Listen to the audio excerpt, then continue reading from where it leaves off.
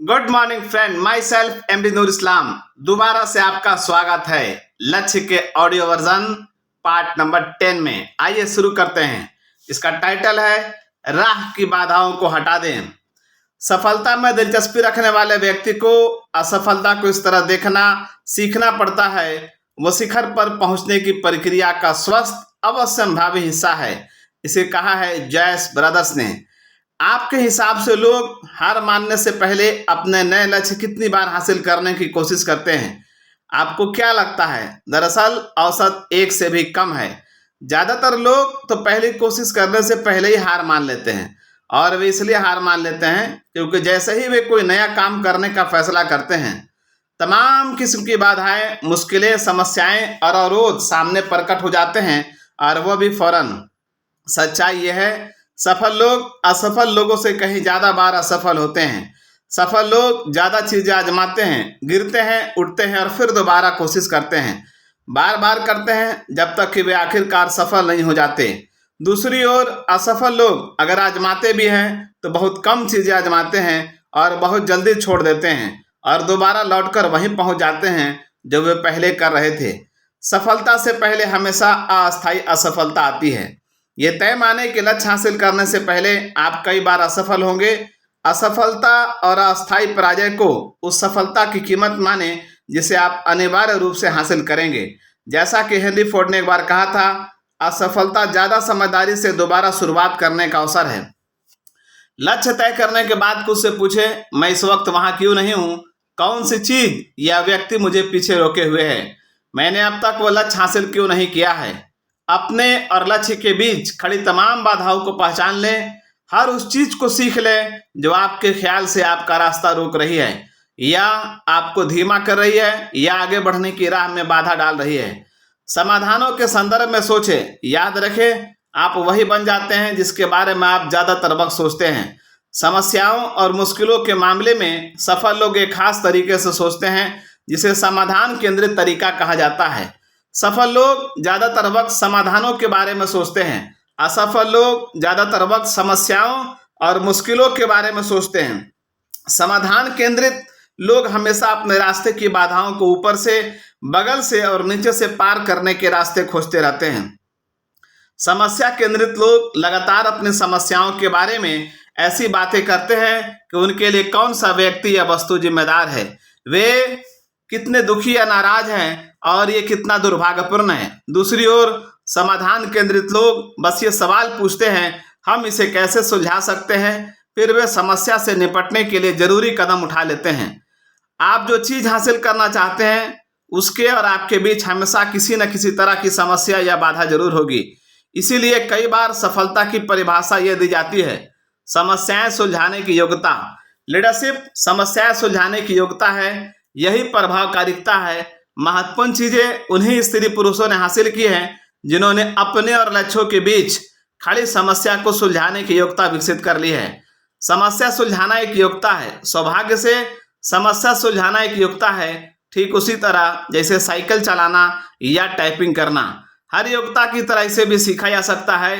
आप समाधानों पर जितना ध्यान केंद्रित करेंगे, आपके दिमाग में उतने ही ज्यादा और बेहतर समाधान आएंगे।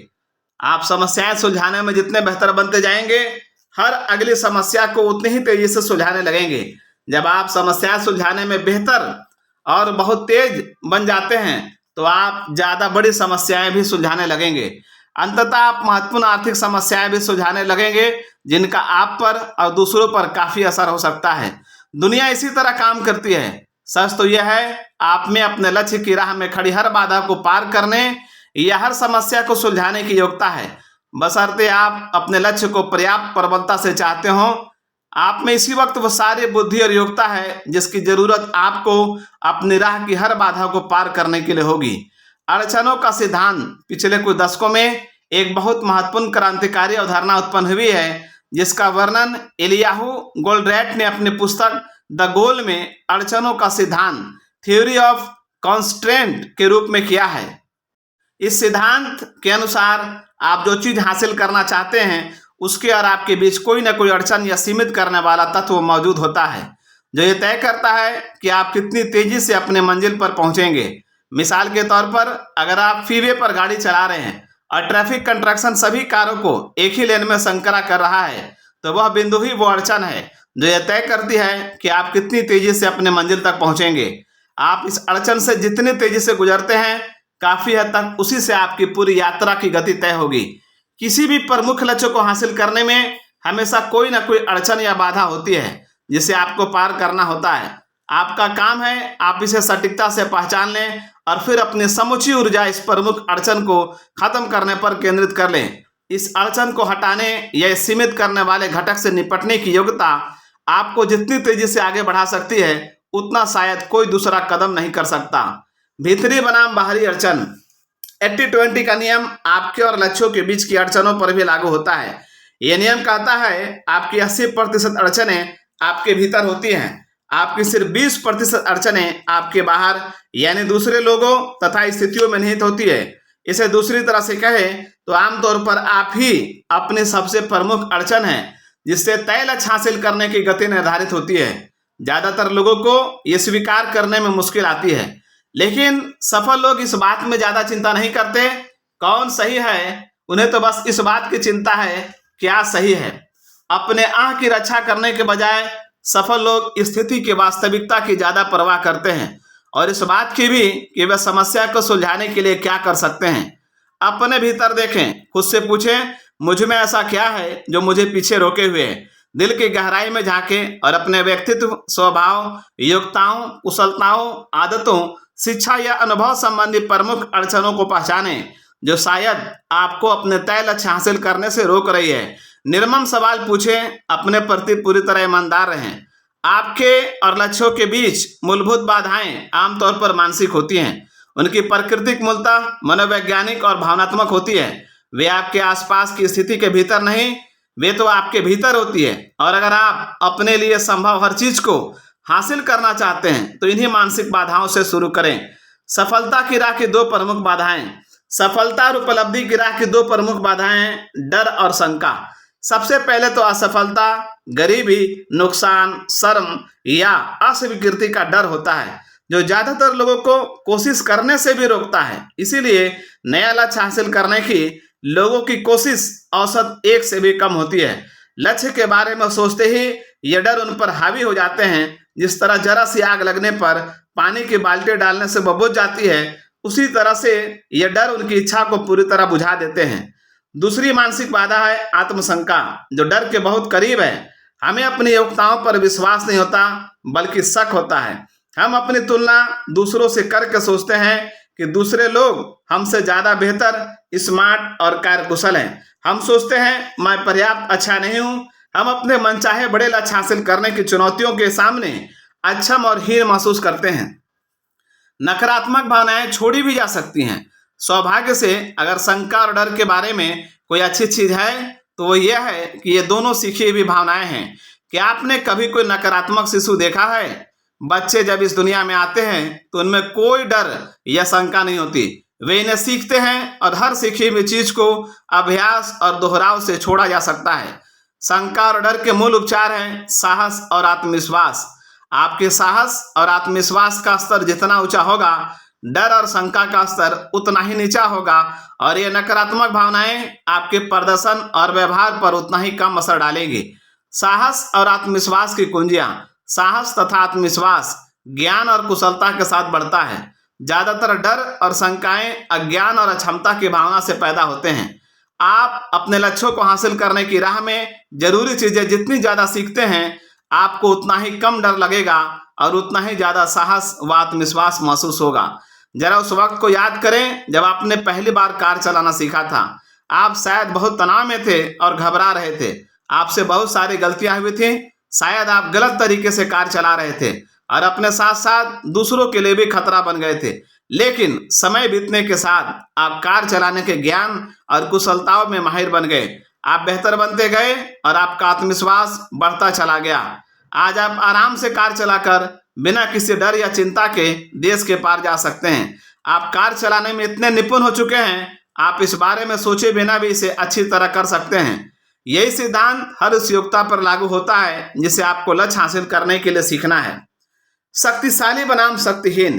पेंसिल्वेनिया यूनिवर्सिटी के डॉक्टर मार्टिन सेलिगमैन ने 25 साल से ज्यादा समय तक उस प्रवृत्ति का अध्ययन किया जिसे उन्होंने सीखी हुई असहायता, लर्नड हेल्पलेस का नाम दिया।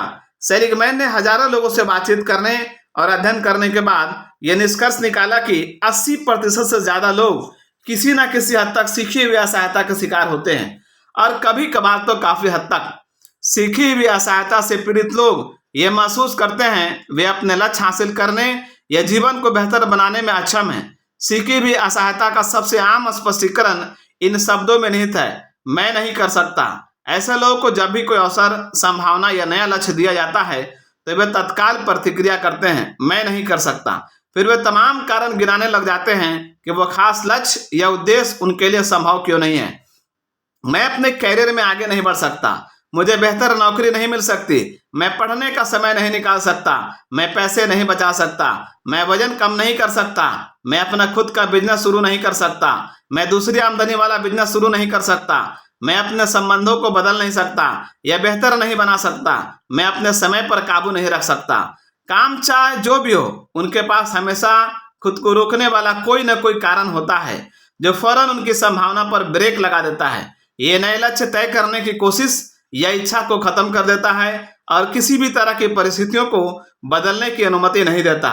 हेनरी फोर्ड ने एक मशहूर वाक्य कहा था, अगर आपको विश्वास है कि आप कोई काम कर सकते हैं या आपको विश्वास है आप कोई काम नहीं कर सकते, दोनों मामलों में आप सही हैं। असहायता को छोड़ना। सीखी हुई असहायता आमतौर पर बचपन की विनाशकारी आलोचना, बड़े होते समय हुए नकारात्मक अनुभवों और वयस्क जीवन की असफलताओं का परिणाम होती है। खुद को सस्ते में बेचने की स्वाभाविक प्रवृत्ति से उबरने का तरीका यह है कि शुरुआत में आप छोटे लक्ष्य तय करें, योजना बनाएं और हर दिन योजना के हिसाब से काम करें। इस तरह से आप धीरे धीरे ज्यादा साहस और आत्मविश्वास विकसित करने लगते हैं, जैसा कि मांसपेशियां बनाते वक्त होता है। जब आपको खुद पर और अपनी योग्यताओं पर ज्यादा विश्वास होने लगे तो आप ज्यादा बड़े लक्ष्य तय कर सकते हैं। समय के साथ आपकी शंकाएं और डर कमजोर हो जाएंगे, आपका साहस और आत्मविश्वास इस हद तक बढ़ जाएंगे कि वे आपकी सोच की सबसे प्रबल शक्ति बन जाएंगे। अंततः आपके पास सफलता का रिकॉर्ड होगा और बहुत कम समय में ही आप अदम्य बन जाएंगे। आरामदेह दायरे का जाल। आपको जो दूसरी मानसिक बाधा पार करने की जरूरत है वह है आरामदेह दायरा। कई लोग अपने वर्तमान स्थिति से ही संतुष्ट रहते हैं। वे किसी खास नौकरी या संबंध में या किसी खास तनख्वाह या जिम्मेदारी के स्तर पर इतना आरामदेह महसूस करने लगते हैं वे उसमें किसी भी तरह का परिवर्तन नहीं करना चाहते, भले ही वह परिवर्तन बेहतरी के लिए क्यों ना हो। आरामदेह दायरा महत्वाकांक्षा, इच्छा, संकल्प और उपलब्धि की राह में एक बड़ी बाधा है। आरामदेह दायरे में फंसे लोगों में अगर सीखी हुई असहायता भी हो तो किसी भी तरह से उनकी मदद करना लगभग असंभव है। अपने साथ ऐसा ना होने दें। बड़े चुनौतीपूर्ण लक्ष्य तय करें। अपने आरामदेह दायरे और सीखी हुई असहायता के जाल से बाहर निकलने का तरीका यह है, आप बड़े और चुनौतीपूर्ण लक्ष्य तय करें। फिर आप उन लक्ष्यों को स्पष्ट कामों में विभाजित करें, समय सीमा तय करें और हर दिन उन पर काम करें। जिस तरह गर्मियों में बर्फ पिघलती है उसी तरह सीखी हुई असहायता और आरामदेह दायरे का आलस भी पिघलने लगता है और आप अपने लिए संभव चीजों को ज्यादा तेजी से हासिल करने लगते हैं। अपनी बाधाओं को प्राथमिकता के क्रम में जमाएं। जब आप अपने प्रमुख लक्ष्यों की राह में खड़ी तमाम बाधाओं की सूची बना लें तो उन्हें प्राथमिकता के क्रम में जमा लें। सबसे बड़ी बाधा कौन सी है? अगर आप जादू की छड़ी लहराकर अपने रास्ते की एक बड़ी बाधा को हटा सकें तो वह कौन सी बाधा होगी जिसे हटाने से आपको तेजी से आगे बढ़ने में सबसे ज्यादा मदद मिलेगी? मैनेजमेंट कंसल्टेंट यान मेट्रॉफ ने समस्याओं को सुलझाने और बाधाओं को हटाने के संदर्भ में एक दिलचस्प बात कही है। वे कहते हैं, समस्या जो भी हो उसे सुलझाने की कोशिश करने से पहले उसे कई अलग अलग तरीकों से परिभाषित करें। किसी भी ऐसी समस्या से सावधान रहें जिसकी सिर्फ एक ही परिभाषा हो या समाधान हो। मैं इस वक्त वहां क्यों नहीं हूं? जब आप अपने लक्ष्य के संदर्भ में ये सवाल पूछते हैं तो आपके दिमाग में कौन सा जवाब आता है? आपको कौन सी चीज रोके हुए है? आपकी राह में कौन सी बाधा खड़ी है? सही बाधा का पता लगाने के लिए आपको गहराई तक ड्रिलिंग कर लेनी चाहिए। इसके बाद ही उसे हटाने के कदम उठाने चाहिए। इसे करने का तरीका क्या है? समस्या की हर परिभाषा के बाद हर बार यह सवाल पूछें, और कौन सी चीज समस्या की वजह हो सकती है? सेल्फ विश्लेषण करना। कॉरपोरेशन और लोगों के साथ काम करते वक्त मैं मुनाफे या आमदनी को दोगुना करने के लक्ष्य के साथ शुरुआत करता हूं। मैं सुझाव देता हूं वे खुद से सवाल पूछें, हमारा मुनाफा या आमदनी पहले से ही दोगुनी क्यों नहीं है। बार बार ये सवाल पूछकर हमें अक्सर ऐसा जवाब मिलता है जो स्पष्ट जवाब से बिल्कुल अलग होता है। यहाँ पर सवाल की इस प्रक्रिया का एक उदाहरण देखें। बिक्री पर्याप्त नहीं हो रही है और कौन सी चीज समस्या की वजह हो सकती है। प्रति ग्राहक सेल्स का आकार पर्याप्त बड़ा नहीं है और कौन सी चीज समस्या की वजह हो सकती है। हमारे विज्ञापन पर्याप्त ग्राहकों को आकर्षित नहीं कर रहे हैं और कौन सी चीज समस्या की वजह हो सकती है। जैसा आप देख सकते हैं, इनमें से जो भी बाधा सही समस्या के रूप में उभर कर सामने आएगी, उसे सुलझाने के लिए एक बिल्कुल अलग कार्य योजना की जरूरत होगी। अगर बिक्री पर्याप्त नहीं है तो हमारा समाधान बिक्री की संख्या बढ़ाना है। अगर प्रति ग्राहक सेल्स का आकार पर्याप्त बड़ा नहीं है तो हमारा समाधान प्रति ग्राहक सेल्स का आकार बढ़ाना है। अगर हमारे विज्ञापन पर्याप्त ग्राहकों को आकर्षित नहीं कर रहे हैं तो हमारा समाधान विज्ञापनों की गुणवत्ता को सुधारना है। ज्यादा गहराई तक ड्रिलिंग करते रहें। आप कह सकते हैं, हमारे ग्राहक हमसे पर्याप्त सामान नहीं खरीद रहे हैं और कौन सी चीज समस्या की वजह हो सकती है। हमारे ग्राहक हमसे पर्याप्त बार नहीं खरीद रहे हैं और कौन सी चीज समस्या की वजह हो सकती है। हमारे सेल्स पीपल हमारे ग्राहकों को पर्याप्त नहीं बेच रहे हैं। इसका समाधान बेहतर नियुक्ति, प्रशिक्षण और प्रबंधन द्वारा सेल्स फोर्स की गुणवत्ता में कायाकल्प करना हो सकता है। और कौन सी चीज समस्या की वजह हो सकती है। हमारे ग्राहक प्रतिस्पर्धियों से हमारे बहुत सारे प्रोडक्ट खरीद रहे हैं और कौन सी चीज समस्या हो सकती है। प्रतिस्पर्धी हमारे ग्राहकों को उनके बहुत सारे प्रोडक्ट बेच रहे हैं। ये जवाब आपको ये पूछने के लिए विवश करता है, संभावित ग्राहकों को हमारे प्रतिस्पर्धियों से खरीदने में कौन सा मूल्य या लाभ नजर आता है। हम इस लाभ की बराबरी कैसे कर सकते हैं और कौन सी चीज समस्या की वजह हो सकती है। हमें सेल्स पर पर्याप्त मुनाफा नहीं हो रहा है और कौन सी चीज समस्या की वजह हो सकती है। हमारी हर बिक्री की लागत बहुत ज्यादा है और कौन सी चीज की वजह हो सकती है। और इसी तरह समस्या की हर नई परिभाषा ज्यादा बिक्री या मुनाफे के लक्ष्य को हासिल करने के अलग अलग उपाय सुझाती है। सही समस्या पर सही समाधान लागू करें। द मैकेंसी वे नामक पुस्तक में मैकेंसी एंड कंपनी की प्रबंध परामर्शदर्शी आदतों का वर्णन किया जाता है। लेखकों के अनुसार गलत समस्या पर गलत समाधान लागू करना समय और पैसे की बहुत बड़ी बर्बादी है। यही बात आपकी समस्याओं और बाधाओं के बारे में भी सही है। जब आप अपने सामने की उन अड़चनों को पहचान लेते हैं या उन कारणों का पता लगा लेते हैं जिनकी वजह से आप अपनी आमदनी के लक्ष्य हासिल नहीं कर पा रहे हैं, तो अड़चन या कारण आपको अलग समाधानों की ओर ले जाएगा। हर मामले में अलग तरीके से सोचने की जरूरत होती है।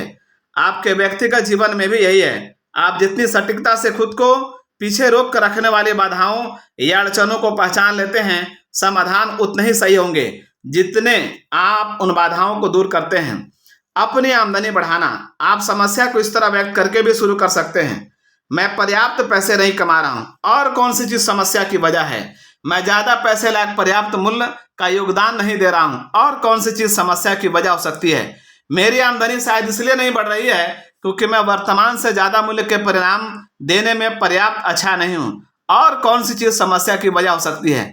मैं ऑफिस में अपने समय का कार्यकुशलता से प्रयोग नहीं करता हूं और कौन सी चीज समस्या की वजह हो सकती है। मैं अपने समय टीवी देखने और वीकेंड लोगों से मिलने जुलने में बिता देता हूं। नौकरी में बेहतर बनने के लिए मैं शायद ही कभी कुछ पढ़ता या सीखता हूं। आहा, अब आपको असली समस्या मिली। अब आपको यह स्पष्ट पता चल चुका है ज्यादा पैसा कमाने की अपनी मूल समस्या को सुलझाने के लिए आपको क्या करना है। बाधा को लक्ष्य के रूप में परिभाषित करें। जब आप एक बार अपनी प्रमुख बाधा को तय कर लें तो उस बाधा को सकारात्मक लक्ष्य के रूप में दोबारा लिख ले। मिसाल के तौर पर आप इस वक्त कह सकते हैं, मेरा लक्ष्य अपनी योग्यताओं और दक्षताओं को लगातार बढ़ाना है ताकि मैं अपने क्षेत्र में पैसे कमाने वाले 10% शीर्ष लोगों के समूह में रहूं। फिर आप उन सभी कदमों की सूची बनाते हैं जिनसे आप अपने ज्ञान और योग्यताओं को बढ़ा सकते हैं, समय प्रबंधन को सुधार सकते हैं, अपनी कार्यकुशलता और प्रभावकारिता को बढ़ा सकते हैं और अपनी कंपनी की बिक्री बढ़ा सकते हैं। आप हर कदम के सामने समय सीमा और पायदाने तय कर दें। फिर आप एक प्रमुख काम चुनें और उसे तत्काल करने लगें। उसके बाद अंगारों पर चलें, खुद के लिए तानाशाह बन जाएं, खुद को अनुशासित और प्रेरित करें ताकि आप अपने तय लक्ष्य हासिल कर लें और उस तरह के व्यक्ति बन जाएं जैसा आपको बनना ही चाहिए। आपको कौन सी चीज रोके हुए है यह पहचानने और फिर उस बाधा को हटाने का स्पष्ट लिखित लक्ष्य तय करने के अभ्यास से आपकी जिंदगी की बागडोर आपके हाथ में आ जाती है। संकल्प पर अमल करने से आपकी सफलता और हर तय लक्ष्य की प्राप्ति लगभग पक्की हो जाती है। सटीकता की कोशिश करें। समस्या की परिभाषा सटीक है या नहीं, अगर इस बारे में आपके मन में कोई सवाल या चिंता हो तो इस बारे में किसी विश्वस्त व्यक्ति से बातचीत करें। अपने अहं को एक तरफ रख दें। ईमानदार प्रतिक्रिया और आलोचना का आग्रह करें। इस संभावना को स्वीकार करें कि आप में बुनियादी दोष और कमजोरियां हो सकती हैं जो पूर्ण क्षमता को साकार करने की राह में बाधा डाल रही हो। पूरी निष्ठुरता से ईमानदार बने। एक बार जब आपकी समस्या या बाधा आपके सामने स्पष्ट हो जाती है तो विचार, अवसर और जवाब विभिन्न स्रोतों से आपके पास आने लगेंगे।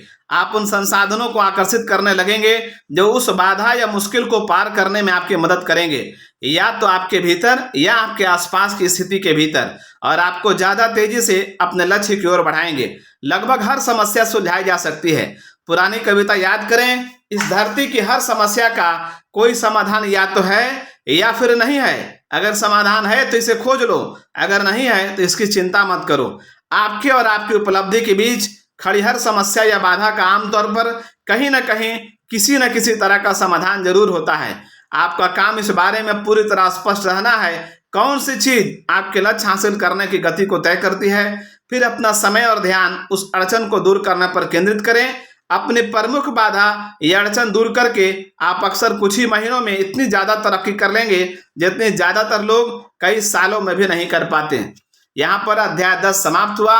अब अध्याय 11 चालू होता है। इसका टाइटल है अपने क्षेत्र में विशेषज्ञ बने।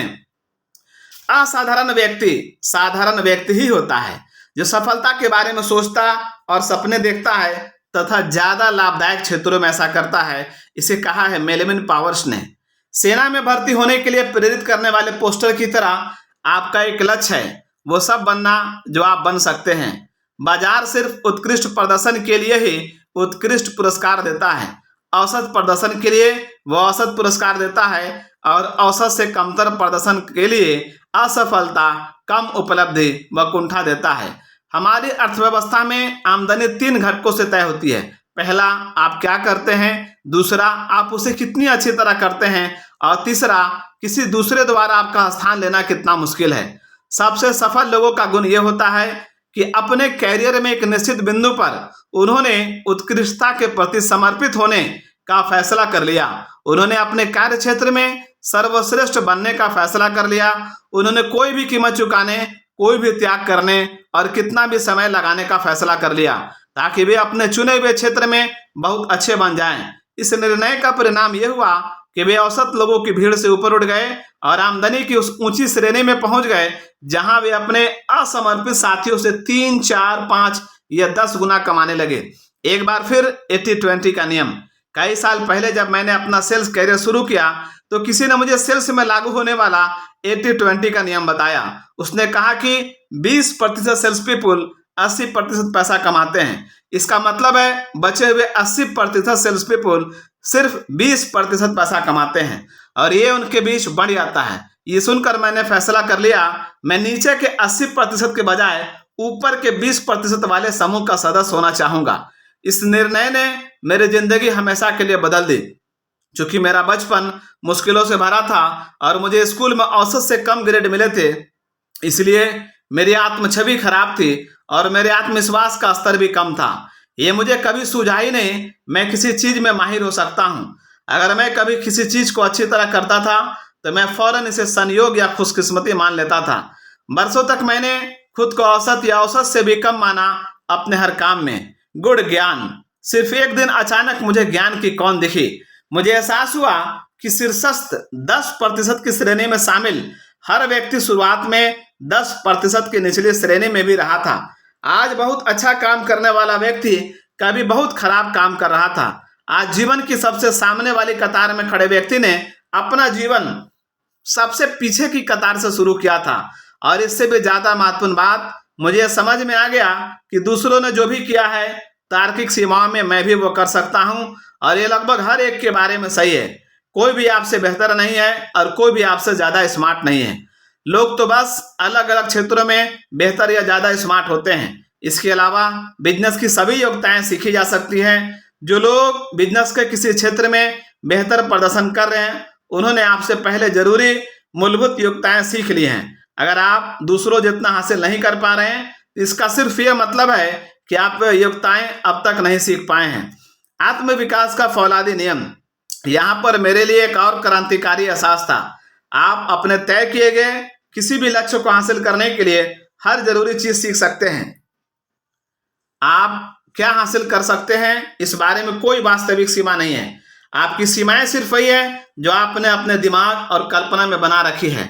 अगर आप उत्कृष्ट बनने और अपने क्षेत्र के शीर्षस्थ 10% लोगों के समूह में पहुंचने का फैसला करते हैं, तो पृथ्वी की कोई चीज आपको वहां पहुंचने से रोक नहीं सकती सिवाय आपके। क्या यह काम आसान होगा? जाहिर है नहीं। मैंने इस पुस्तक में आसान शब्द का ज्यादा इस्तेमाल नहीं किया है। हर सार्थक चीज पाने में बहुत समय लगता है और बहुत मेहनत करनी पड़ती है, लेकिन अगर आप इसे पूरी शिद्दत से चाहें और पर्याप्त समय तक मेहनत करने के इच्छुक हो, तो इसे पाना संभव है। और यह सफलता इतनी बड़ी होती है कि इसके लिए हर संभव कोशिश करनी चाहिए। प्रेरक वक्ता लेस ब्राउन कहते हैं, जिस चीज को आपने पहले कभी हासिल नहीं किया, उसे हासिल करने के लिए आपको वैसा व्यक्ति बनना होगा जैसा आप पहले कभी नहीं थे। जर्मन दार्शनिक जोहानन वॉल्फगैंग वान गेटे ने कहा था, ज्यादा पाने के लिए आपको पहले ज्यादा बनना होगा। जब आप अपने क्षेत्र के सर्वश्रेष्ठ लोगों में से एक बनने का फैसला कर लेते हैं, तो इसके बाद आप ये सवाल पूछते हैं, मैं इसे कैसे हासिल करूं? हर क्षेत्र में लाखों लोग शून्य से शिखर पर पहुंचते हैं। ये इस बात का सबूत है कि आप भी ये काम कर सकते हैं। इनमें से कई लोगों में शायद आपके जितने नैसर्गिक गुण और योग्यताएं नहीं होंगी। बहरहाल, जीवन के अधिकांश क्षेत्रों में उत्कृष्टता और महान सफलता पाने के लिए नैसर्गिक योग्यता और गुण के बजाय कड़ी मेहनत और समर्पण ज्यादा महत्वपूर्ण होते हैं। क्या सफलता के लिए शिक्षा अनिवार्य है?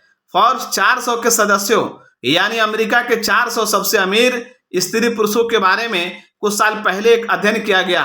इसमें शोधकर्ताओं ने पाया कि जो व्यक्ति हाई स्कूल की पढ़ाई अधूरी छोड़कर फोर्ब्स 400 में आया था, उसके पास कॉलेज या यूनिवर्सिटी की पढ़ाई पूरी करने वाले लोगों से औसतन $333 मिलियन ज्यादा संपत्ति थी। मैं इसका जिक्र इसलिए कर रहा हूं क्योंकि कई लोग महसूस करते हैं कि अगर उन्हें स्कूल में अच्छे ग्रेड नहीं मिले तो उनकी संभावनाएं सीमित हैं और वे जीवन में कुछ भी हासिल नहीं कर पाएंगे। कोई भी चीज सच्चाई से इतनी दूर नहीं है। अमेरिका और दुनिया भर के कई सबसे दौलतमंद और सफल स्त्री पुरुषों का प्रदर्शन स्कूल में बहुत खराब रहा था। ये सवाल याद रखें, आप हाथी को खाते हैं और ये जवाब भी एक बार में एक निवाला। हर काम में उत्कृष्ट बनने का भी यही तरीका है। आप एक एक कदम, एक एक योग्यता, एक बार में एक छोटा सा सुधार करके शिखर की ओर बढ़ते हैं। बढ़ती या घटती संपत्ति, तथ्य यह है आपके ज्ञान और योग्यता का वर्तमान स्तर आज पहले से ज्यादा तेजी से दक्यानुशी बनता जा रहा है। मैं पहले जिक्र कर चुका हूं कि आपकी आमदनी की योग्यता बढ़ती या घटती संपत्ति हो सकती है, जो इस बात पर निर्भर करता है आप इसे बढ़ा रहे हैं या फिर इसे दक्यानुशी बनने दे रहे हैं। ये चुनाव आप हर दिन कर रहे हैं या नहीं कर रहे हैं। अच्छी खबर यह है, जब आप उत्साह से अपने ज्ञान और योग्यताओं को बढ़ाना शुरू करते हैं और अपने क्षेत्र में सर्वश्रेष्ठ बनने की राह पर चल पड़ते हैं, तो ऐसा लगेगा जैसे आप किसी रेस में हो जिसमें सिर्फ आप ही दौड़ रहे हो। आप बहुत जल्दी बाकी लोगों की भीड़ से आगे निकल जाते हैं और नेतृत्व करने लगते हैं। इस दौरान आपके ज्यादातर प्रतिस्पर्धी सिर्फ टहल रहे होंगे और नौकरियां बचाने के लिए अनिवार्य न्यूनतम काम कर रहे होंगे। उत्कृष्टता के प्रति समर्पित होने का विचार उनके दिमाग में कभी आया ही नहीं। पहचाने कि आपको किस ज्ञान की जरूरत होगी। आप उत्कृष्टता की यात्रा ये सवाल पूछकर शुरू करते हैं कि महीनों या वर्षों बाद आप क्षेत्र में नेतृत्व करने के लिए मुझे किस अतिरिक्त ज्ञान, योग्यता और जानकारी की जरूरत होगी। खुद को 3 से 5 साल आगे ले जाकर कल्पना करें कि आप अपने उद्योग के सर्वश्रेष्ठ, सबसे ज्यादा भुगतान पाने वाले व्यक्तियों में से एक हैं। इसके लिए आपको क्या बनना होगा? इस बिंदु तक पहुंचने के लिए आपको क्या करना, सीखना व हासिल करना होगा? आपके क्षेत्र में नेतृत्व करने के लिए आपको किन योग्यताओं में माहिर बनने की जरूरत होगी? कैरियर की सही योजना बनाएं। एक समय की बात है, मेरा एक अच्छा दोस्त एक छोटी कंपनी में वकील था। उसके पिता भी वकील थे, इसलिए यूनिवर्सिटी पहुंचने पर उसने भी वकालत का पेशा चुन लिया। पढ़ाई पूरी होने के बाद वह अपने दोस्तों और सहयोगियों के साथ वकालत करने लगा, लेकिन जल्द ही वह इस नतीजे पर पहुंचा कि वकालत उसके लिए उपयुक्त पेशा नहीं है। इसके बजाय उसने बिजनेस में अपना कैरियर बनाने का फैसला किया। तब तक उसकी उम्र 26 साल हो चुकी थी। काफी विरोध का सामना करते हुए उसने अपने सभी संसाधन जुटाए और समर्पण भाव के साथ हार्वर्ड यूनिवर्सिटी में MBA प्रोग्राम में दाखिला ले लिया। इसमें 2 साल का समय लगा, लेकिन आखिरकार उसने इसे पूरा कर लिया। उसे हार्वर्ड की प्रतिष्ठित MBA डिग्री लेने और अपेक्षित कोर्स करने में 2 साल का समय और लगा। वह अपने गृह नगर लौटा और नौकरियों के लिए इंटरव्यू देने लगा। आखिरकार उसने तीव्र विकास करने वाली एयरलाइन में शुरुआती मैनेजर का पद चुन लिया। उसके लिए यह आदर्श कैरियर का दाव साबित हुआ। 10 साल के भीतर वह उस एयरलाइन का प्रेसिडेंट बन गया और आज वो अपने साथ पढ़ने वाले किसी भी वकील से 10 गुना ज्यादा कमाता है। वह एक बड़ी राष्ट्रीय कंपनी के युवा और सबसे सम्मानित एग्जीक्यूटिव में से एक बन चुका है। आपके पास कई नौकरियां और कैरियर होंगे। अनुमान है कि आज काम शुरू कर रहा व्यक्ति औसतन 14 पूर्णकालिक नौकरियां करेगा, जो 2 साल या अधिक चलेंगी। उसके पास 4-5 पूर्णकालिक कैरियर होंगे, जो अलग अलग व्यवसायों या उद्योगों में होंगे। 4 करोड़ अमेरिकी अपने अधिकांश कैरियर में अस्थायी कर्मचारी होंगे। वे एक कंपनी के लिए कभी लंबे समय तक काम नहीं करेंगे, बल्कि इसके बजाय प्रोफेशनल्स या तकनीकी काम करते हुए एक कंपनी से दूसरी कंपनी में आते जाते रहेंगे। ये लगभग अपरिहार्य है। जब आप विकास करेंगे और परिपक्व बनेंगे तो आपका कैरियर भी लगातार बदलेगा। आपको लगातार सड़क पर आगे देखते रहना होगा और उन योग्यताओं तथा दक्षताओं के बारे में सोचते रहना होगा जिनकी जरूरत आपको उतना पैसा कमाने के लिए होगी जितना आप आने वाले वर्षों में कमाना चाहते हैं। अपने प्रमुख परिणाम क्षेत्रों को पहचानें। जैसा कि मैंने पहले जिक्र किया था, हर काम में 5 से 7 प्रमुख परिणाम क्षेत्र होते हैं। मिसाल के तौर पर सेल्स के 7 प्रमुख परिणाम क्षेत्र हैं। पहला प्रोस्पेक्टिंग, दूसरा तालमेल स्थापित करना, तीसरा आवश्यकताओं को पहचानना, चौथा समाधान प्रस्तुत करना, पांचवा आपत्तियों का जवाब देना, छठा सेल क्लोज करना और सातवां संतुष्ट ग्राहकों को दोबारा बिक्री करना और संदर्भ रेफरेंस पाना। अगर आप सेल्स लाइन में हैं तो आपको इनमें से हर क्षेत्र में 1 से 10 के ग्रेड पर अपना मूल्यांकन करना चाहिए, जिसमें 1 न्यूनतम और 10 सर्वोच्च है। 7 श्रेणियों में आपका स्कोर कम से कम 7 होना चाहिए, तभी आप अपने क्षेत्र के शीर्षस्थ 20% लोगों के समूह में पहुंच सकते हैं। एक बार जब आप इन 7 क्षेत्रों में अपनी ग्रेडिंग कर लें तो आपको यह सूची अपने बॉस या इससे भी बेहतर है कि अपने किसी ग्राहक के पास ले जाना चाहिए और उससे खुद को ग्रेड देने का अनुरोध करना चाहिए। इससे आपकी आंखें खुल सकती हैं। अक्सर आप अपना जो मूल्यांकन करते हैं वो दूसरों के मूल्यांकन से बहुत अलग और ज़्यादा ऊंचा हो सकता है। चाहे आपके अंतिम ग्रेड जो भी हो, आपको पता चल जाएगा किस प्रमुख योग्यता में आप सबसे कमजोर हैं। अब आपको इस कमजोर योग्यता पर मेहनत करनी चाहिए ताकि यह बाकी योग्यताओं के बराबर या उनसे भी ज़्यादा हो जाए। आपकी सबसे कमजोर प्रमुख योग्यता ही आपकी आमदनी की ऊंचाई तय करती है और यह भी तय करती है कि आप अपने कैरियर में कितनी तेजी से और कितनी दूर जाते हैं। तेज मार्ग पर पहुंचे। आपके भावी कैरियर के लिए एक बड़ा सवाल यह है, वो कौन सी एक योग्यता है जिसे अगर आप विकसित कर लें और उत्कृष्ट अंदाज में करें तो उसका आपके कैरियर पर सबसे सकारात्मक असर पड़ेगा। यह व्यक्तिगत और व्यावसायिक विकास के लिए आपका केंद्र बिंदु होना चाहिए। अगर आपको इस सवाल के जवाब को लेकर दुविधा हो तो अपने बॉस से पूछें, अपने सहकर्मियों से पूछें, अपने स्टाफ से पूछें, अपने जीवन साथी और दोस्तों से पूछें। यह बिल्कुल अनिवार्य है कि आप इस सवाल का जवाब खोज लें और फिर अपनी सारी ऊर्जा इस खास क्षेत्र में प्रदर्शन को बेहतर बनाने में लगा दें। व्यक्तिगत और व्यावसायिक बेहतरी के लिए यह आपका प्रमुख निश्चित उद्देश्य बन जाता है। इसे लिख लें, समय सीमा तय करें, योजना बनाएं, उस पर काम करें और फिर हर दिन इस खास योग्यता में बेहतर बनने के लिए कुछ न कुछ करें।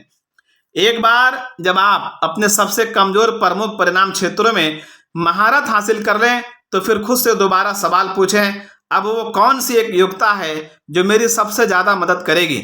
इस सवाल का जवाब चाहे जो हो, उस योग्यता पर तब तक काम करें जब तक कि आप उस क्षेत्र में माहिर ना हो जाएं।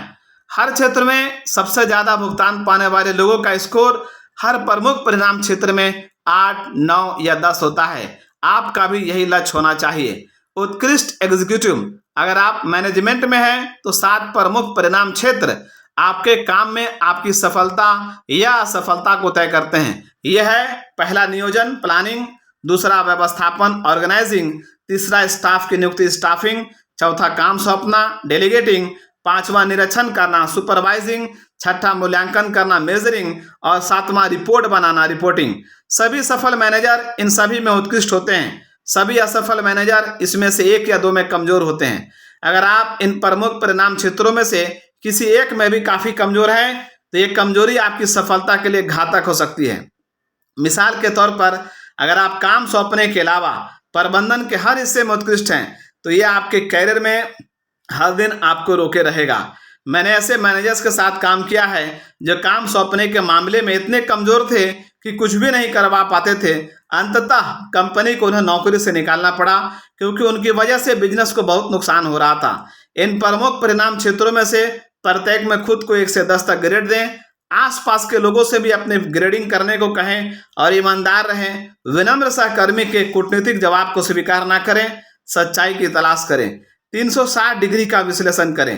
360 डिग्री का विश्लेषण आज प्रयुक्त होने वाले लोकप्रिय प्रबंधन संसाधनों में से एक है।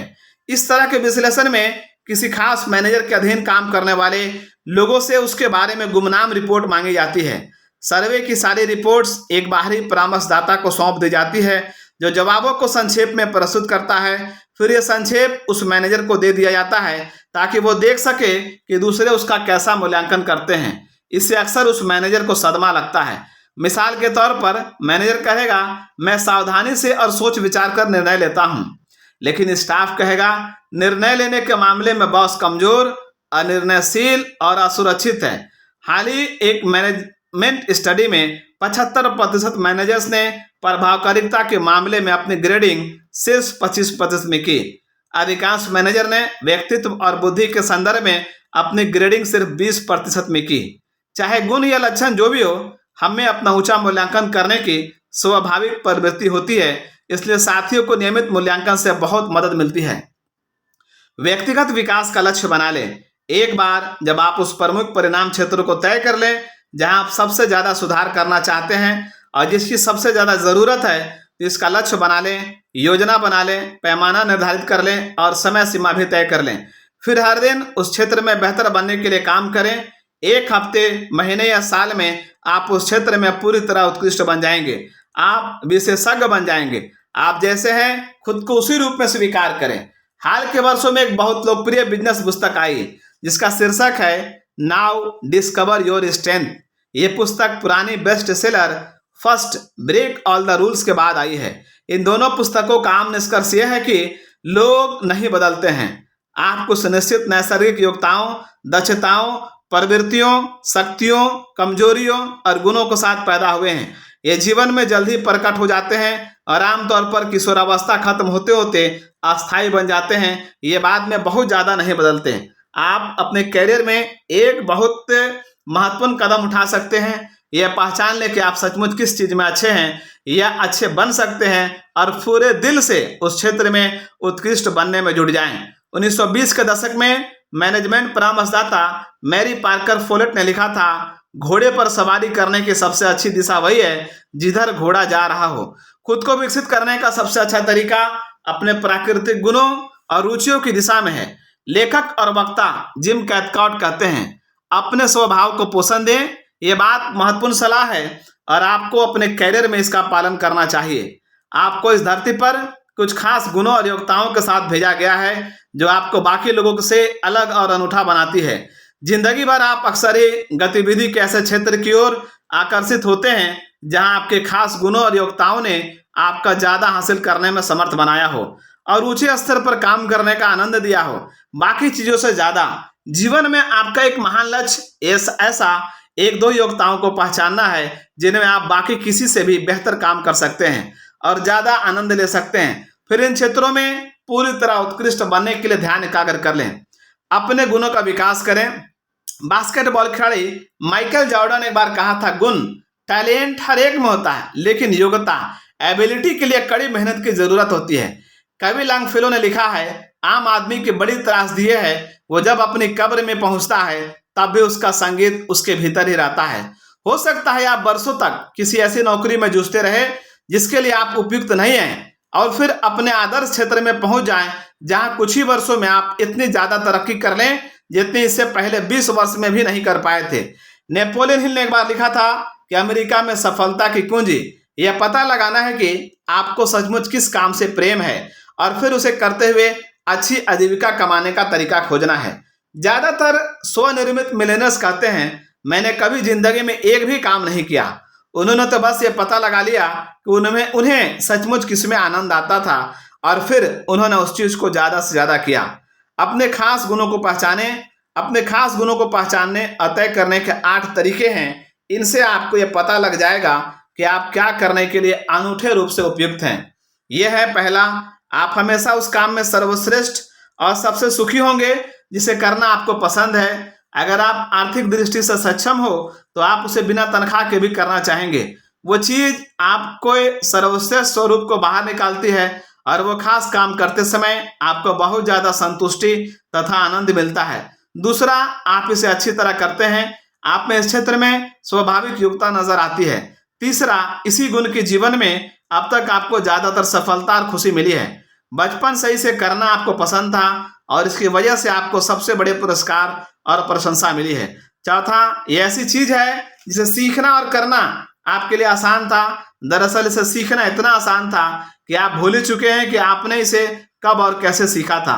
आपने तो बस एक दिन खुद को वह काम आसानी से और अच्छी तरह करते पाया।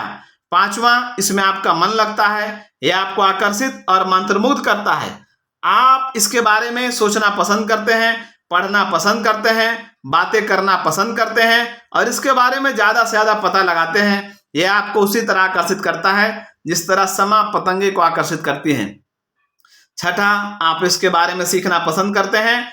आप जिंदगी भर इसमें बेहतर बनते जाते हैं। आप में इस खास क्षेत्र में सचमुच उत्कृष्ट बनने की गहरी आंतरिक इच्छा होती है। सातवां, जब आप इसे करते हैं तो वक्त ठहर सा जाता है। आप में बिना खाए या सोए लंबे समय तक इसे करने का गुण होता है क्योंकि आप इसमें खो या डूब जाते हैं। और आठवां, जिस काम के लिए आप सबसे ज्यादा उपयुक्त होते हैं उस क्षेत्र के विशेषज्ञों की आप सचमुच प्रशंसा और सम्मान करते हैं। आप उनके जैसा बनना चाहते हैं, उनके आसपास रहना चाहते हैं और हर तरह से उनका अनुकरण करना चाहते हैं। अगर ऊपर दिए गए वर्णन किसी चीज पर लागू होते हैं जो आप इस वक्त कर रहे हैं या जिसे आप अतीत में कर चुके हैं, तो यही वह काम आपके हृदय की इच्छा है जिसे करने के लिए आपको इस पृथ्वी पर भेजा गया है।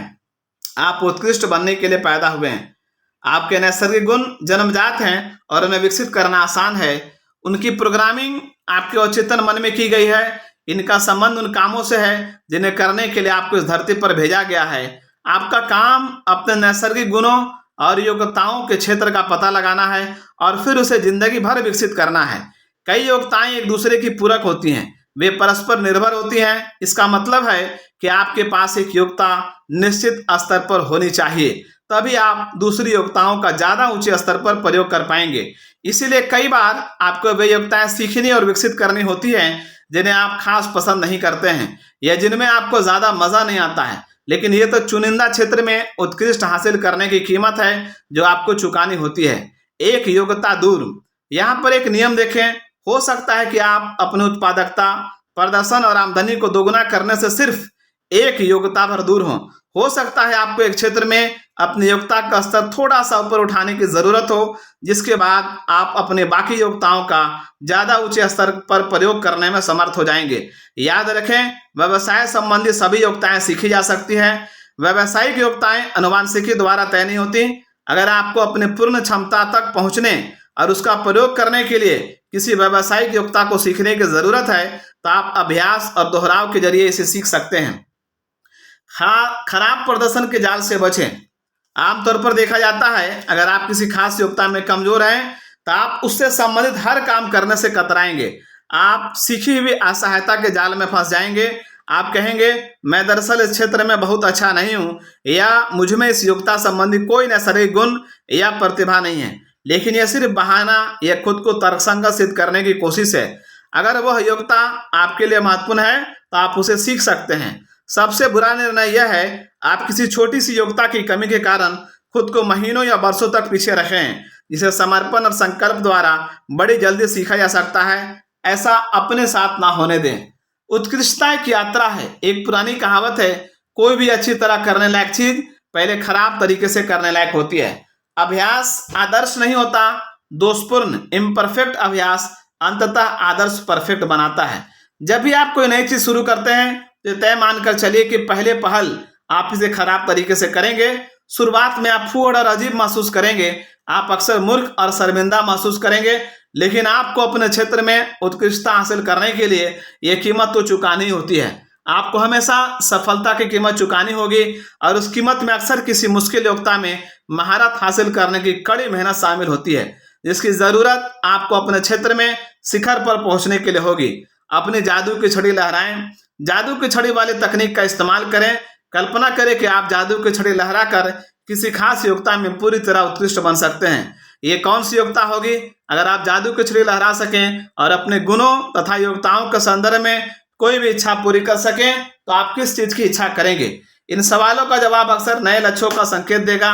आपको प्रमुख अविकसित योग्यताओं और दक्षताओं के संदर्भ में नए लक्ष्य तय करने होंगे, तब कहीं जाकर आप अपने काम में सर्वश्रेष्ठ बन पाएंगे।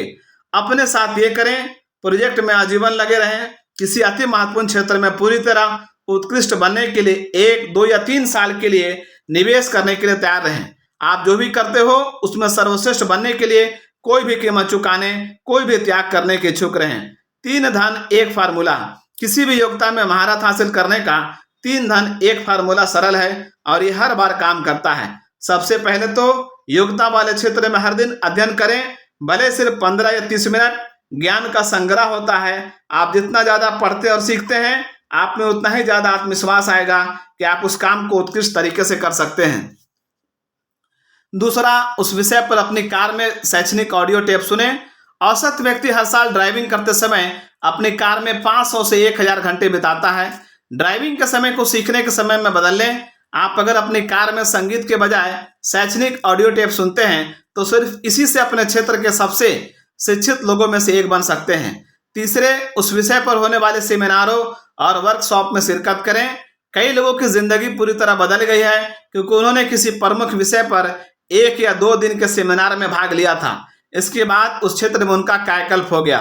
और आखिरी तत्व है, सीखी गई चीज का जल्दी से जल्दी पहले मौके पर अभ्यास करें। जब भी आप कोई अच्छा विचार सुने, उस पर काम करें। जो व्यक्ति एक विचार सुनता है और उस पर काम करता है, वो उस व्यक्ति से ज्यादा मूल्यवान है जो 100 विचार सुनता है लेकिन उनमें से किसी पर भी काम नहीं करता। अभ्यास आदर्श बनाता है। आप जो सीख रहे हैं उसका जितना ज्यादा अभ्यास करते हैं, आप उतनी ही तेजी से उस क्षेत्र में सक्षम और योग्य बनेंगे। आप जितना ज्यादा अभ्यास करते हैं, आप उतना ही ज्यादा आत्मविश्वास हासिल करेंगे। आप उस क्षेत्र में अक्षमता की भावनाओं से उतने ही तेजी से उभरेंगे और आप उतने ही जल्दी इसमें माहिर बनेंगे। जब आप उस योग्यता को अपने मानसिक टूल बॉक्स में जोड़ लेते हैं तो आप उसे अपने कैरियर में हमेशा के लिए हासिल कर लेंगे। आज ही इसी समय संकल्प करें कि आप अपने क्षेत्र के 10% शीर्षस्थ लोगों के समूह में शामिल होंगे। पता लगाएं कि वे कौन है, वे कितना कमाते हैं और वे आपसे अलग क्या करते हैं। उस खास ज्ञान और योग्यताओं को तय करें जो उन्होंने विकसित किया है, फिर उन्हें विकसित करने का संकल्प करें। याद रखें कि किसी भी व्यक्ति ने जो काम किया है उसे तार्किकता की सीमा में आप भी कर सकते हैं। कोई भी आपसे बेहतर नहीं है, कोई भी आपसे ज्यादा स्मार्ट नहीं है। आपके क्षेत्र के शीर्षस्थ व्यक्ति किसी वक्त आपके क्षेत्र में थे भी नहीं। ये तथ्य इस बात का सबूत है, उन्होंने जो भी हासिल किया है उसे आप भी हासिल कर सकते हैं, बशर्ते आप लक्ष्य बना लें और इस पर पर्याप्त लंबे समय तक कड़ी मेहनत करें। कोई सीमा नहीं है। यहाँ पर अध्याय 11 समाप्त होता है और शुरू होता है अध्याय 12, जिसका टाइटल है सही लोगों से जुड़े। जीवन के बारे में आपका दृष्टिकोण, खुद के बारे में आपका आकलन, अपने मूल्य के बारे में आपका जो भी अनुमान है, उसमें आपका परिवेश काफी हद तक रंग भरता है। आपके आसपास का माहौल आपके पूरे कैरियर को ढालता है, आकार देता है और बदलता है। यह हर दिन आपके संपर्क में आने वाले लोगों के चरित्र को बदल देता है। इसे कहा है ओरिसन स्वेट मॉडर्न ने। जिंदगी और बिजनेस में संबंधी सब कुछ है। आप जो भी चीज हासिल करते हैं या हासिल नहीं कर पाते हैं, वो किसी ना किसी तरह से दूसरे लोगों से जुड़े हुए हैं। जीवन और कैरियर के हर पड़ाव पर सही लोगों के साथ सही संबंध बनाने की योग्यता आपकी सफलता और उपलब्धि तय करने में बहुत महत्वपूर्ण साबित होगी। इसका इस बात पर भी बहुत असर होगा कि आप अपने लक्ष्य कितनी जल्दी हासिल करते हैं। आप जितने ज़्यादा लोगों को जानते हैं और जितने ज़्यादा लोगों के मन में आपकी सकारात्मक छवि है, आप अपने हर काम में उतने ही ज़्यादा सफल होंगे। सही समय पर सही जगह पर एक व्यक्ति आपके लिए ऐसा दरवाजा खोल सकता है जो आपकी ज़िंदगी बदल सकता है और वर्षों की कड़ी मेहनत बचा सकता है। कोई भी ये काम अकेले नहीं करता। लक्ष्य निर्धारण का एक प्रमुख हिस्सा यह है, आप उन लोगों, समूहों और संगठनों को पहचानें जिनकी मदद की ज़रूरत आपको अपने लक्ष्यों तक पहुंचने के लिए होगी। किसी भी तरह के लक्ष्यों को हासिल करने के लिए आपको बहुत से लोगों की मदद की ज़रूरत होगी। वे कौन हैं? लोगों की 3 आम श्रेणियां होती हैं जिनकी मदद और सहयोग की ज़रूरत आपको आने वाले वर्षों में होगी। ये आपके बिजनेस के और उसके आसपास के लोग हैं, आपके परिवार वाले और दोस्त हैं, आपके व्यावसायिक या सामाजिक दायरे के बाहर के समूहों और संगठनों के लोग हैं। आपको हर समूह के साथ प्रभावी अंदाज में काम करने की रणनीति बनानी होगी। आपके प्रमुख व्यावसायिक संबंध, अपने बिजनेस से शुरुआत करें। आपके व्यावसायिक जीवन में सबसे महत्वपूर्ण लोग कौन से हैं? उनके साथ ज़्यादा अच्छे संबंध बनाने की आपकी क्या योजना है? अपने बिजनेस के भीतर और बाहर काम करने वाले हर व्यक्ति की सूची बनाएं। आपका बॉस, सहकर्मी, साथी, अधीनस्थ और खास तौर पर आपके ग्राहक, सप्लायर्स और वेंडर्स, इनमें से कौन से लोग आपके बिजनेस या करियर के लक्ष्य हासिल करने में आपकी सबसे ज़्यादा मदद कर सकते हैं या चोट पहुंचा सकते हैं? कई बार मैं अपने श्रोताओं से पूछता हूं कि उनमें से कितने लोग ग्राहक सेवा में हैं। सिर्फ कुछ ही हाथ ही ऊपर उठते हैं। फिर मैं ये बताता हूं कि हर व्यक्ति ग्राहक सेवा के बिजनेस में है, चाहे वह इसे जो भी कहता हो या जो भी करता हो। अपने ग्राहकों को पहचाने। ग्राहक की परिभाषा है वह व्यक्ति जिस पर आप अपने काम या बिजनेस में सफलता और तरक्की के लिए निर्भर हो। ग्राहक को ऐसे व्यक्ति के रूप में भी परिभाषित किया जा सकता है जो किसी तरह से आप पर निर्भर हो। इन दोनों परिभाषाओं से आपके आसपास का लगभग हर व्यक्ति किसी न किसी रूप में ग्राहक है। उदाहरण के तौर पर आपका बॉस काम के मामले में आपका प्राथमिक ग्राहक होता है। अपने बॉस को संतुष्ट करने की आपकी योग्यता का आपके भविष्य, आपकी आमदनी और आपके कैरियर पर जितना ज़्यादा असर पड़ेगा उतना किसी दूसरी योग्यता का नहीं पड़ेगा। अगर आप बाकी सबको नाखुश कर दें लेकिन आपका बॉस आपसे खुश हो तो आपकी नौकरी सुरक्षित बनी रहेगी। अगर आप अपनी कंपनी के भीतर और बाहर के हर व्यक्ति को खुश कर दें लेकिन आपका बॉस ही आपसे खुश ना हो तो इकलौता समस्या भी आपके भविष्य में शॉर्ट सर्किट कर सकती है। आपकी ग्राहक सेवा रणनीति, आप इसके लिए एक बहुत अच्छी रणनीति बना सकते हैं। हर उस चीज की सूची बना लें जिसके बारे में आपका मानना है कि आपको उसे करने के लिए नौकरी पर रखा गया है। इस सवाल का जवाब दें, मुझे नौकरी पर क्यों रखा गया है? और फिर हर ये चीज लिख लें जिसके बारे में आप सोच सकते हैं। फिर वो सूची आपके बॉस के पास ले जाएं और उनसे कहें कि वे सूची को अपनी प्राथमिकता के हिसाब से जमा लें। आपके बॉस के लिए सबसे महत्वपूर्ण क्या है, उनके लिए दूसरी सबसे महत्वपूर्ण चीज क्या है, तीसरी सबसे महत्वपूर्ण चीज क्या है और आगे भी इसी तरह। इसके बाद खुद को अनुशासित करें और दिन भर अपने बॉस के शीर्षस्थ काम पर मेहनत करें। जब भी आपके बॉस आपको दिखें या आपसे बात करें तो उन्हें बता दें आप उनकी शीर्ष प्राथमिकता पर काम कर रहे हैं। इससे आपको अपने कैरियर में जितनी ज़्यादा मदद मिलेगी उतनी किसी दूसरे निर्णय से नहीं मिलेगी। तरक्की पाने के 2 प्रमुख गुण। सक्सेस मैगजीन में कुछ साल पहले एक सर्वे रिपोर्ट छपी थी। 104 चीफ एग्जीक्यूटिव ऑफिसर को आदर्श कर्मचारी के 20 गुणों में से सबसे महत्वपूर्ण गुण चुनने को कहा गया। 86% सीनियर एग्जीक्यूटिव ने 2 गुणों को कैरियर की सफलता और तरक्की के लिए सबसे ज्यादा महत्वपूर्ण बताया। पहला था प्राथमिकताएं तय करने की योग्यता, यानी महत्वपूर्ण को महत्वहीन से अलग करना। दूसरा था काम को तेजी से करने की योग्यता, तत्काल अमल करना। कोई भी चीज आपके कैरियर में इतनी ज्यादा मदद नहीं करेगी जितनी ये छवि कि आप सबसे महत्वपूर्ण काम तेजी से और अच्छी तरह करते हैं। गलत काम पर कड़ी मेहनत, लेकिन यहाँ पर एक पेंच है। कई लोग अपने नौकरियों में बहुत कड़ी मेहनत कर रहे हैं लेकिन वे उस काम को नहीं कर रहे हैं जिसे उनका बॉस सबसे महत्वपूर्ण मानता है। दुखद सच्चाई यह है, अगर आप महत्वहीन काम को बहुत अच्छी तरह करते हैं तो इससे आपके कैरियर को चोट पहुंच सकती है और आपकी नौकरी पर भी आंच आ सकती है। जब परिस्थितियां बदलें तो अपने बॉस के साथ संप्रेषण जारी रखें। पता लगाते रहें कहीं आपके बॉस की प्राथमिकताएं बदल तो नहीं गई हैं। हमेशा वही काम करें जो आपके बॉस की शीर्ष प्राथमिकता हो और फिर इसे तेजी से करने का संकल्प करें। कोई भी चीज बॉस को इतना खुश नहीं करती जितना कि शीर्ष प्राथमिकता वाले काम को फटाफट निपटाने वाला कर्मचारी। ये सुनिश्चित करें कि वह व्यक्ति आप ही हों। आपके अन्य प्रमुख ग्राहक, आपके सहकर्मी भी आपके काम पर निर्भर होते हैं, यानी वे भी आपके ग्राहक हैं। उनमें से हर एक से पूछे कि क्या आप उनकी मदद करने के लिए कुछ कर सकते हैं। उनसे पूछे क्या कोई चीज़ ऐसी है जिसे आप ज़्यादा कर सकते हैं या कम कर सकते हैं, जिसे आप शुरू कर सकते हैं या छोड़ सकते हैं, ताकि उन्हें अपने काम को बेहतर करने में मदद मिले। सच्चाई यह है, लोग दिन भर अपने और अपने काम के बारे में ही सोचते रहते हैं। जब भी आप बेहतर या तेज तरीके से काम करने में लोगों की मदद करने का प्रस्ताव रखते हैं, तो वे भी बाद में आपकी मदद करने के लिए आतुर होंगे। बस ये ध्यान रखें कि बोने और काटने का नियम काटने और बोने का नियम नहीं है। आपको इस नियम के क्रम को याद रखना होगा। पहले आप भीतर डालते हैं और फिर आप बाहर निकालते हैं। पहले आप बोते हैं और इसके बाद ही आप काटते हैं। आपको अपने काम में दूसरों की मदद करने और उनका भला करने के लिए हर अवसर की तलाश करनी चाहिए। आप दूसरों की मदद करने के लिए ईमानदारी से जो कोशिश करते हैं, किसी ना किसी समय, किसी ना किसी रूप में आपको उसका लाभ मिलेगा, और अक्सर तब जब आपको इसकी उम्मीद नहीं होगी। हर संगठन में सबसे लोकप्रिय व्यक्ति वही होते हैं जो हमेशा दूसरों की मदद करने के लिए तत्पर होते हैं।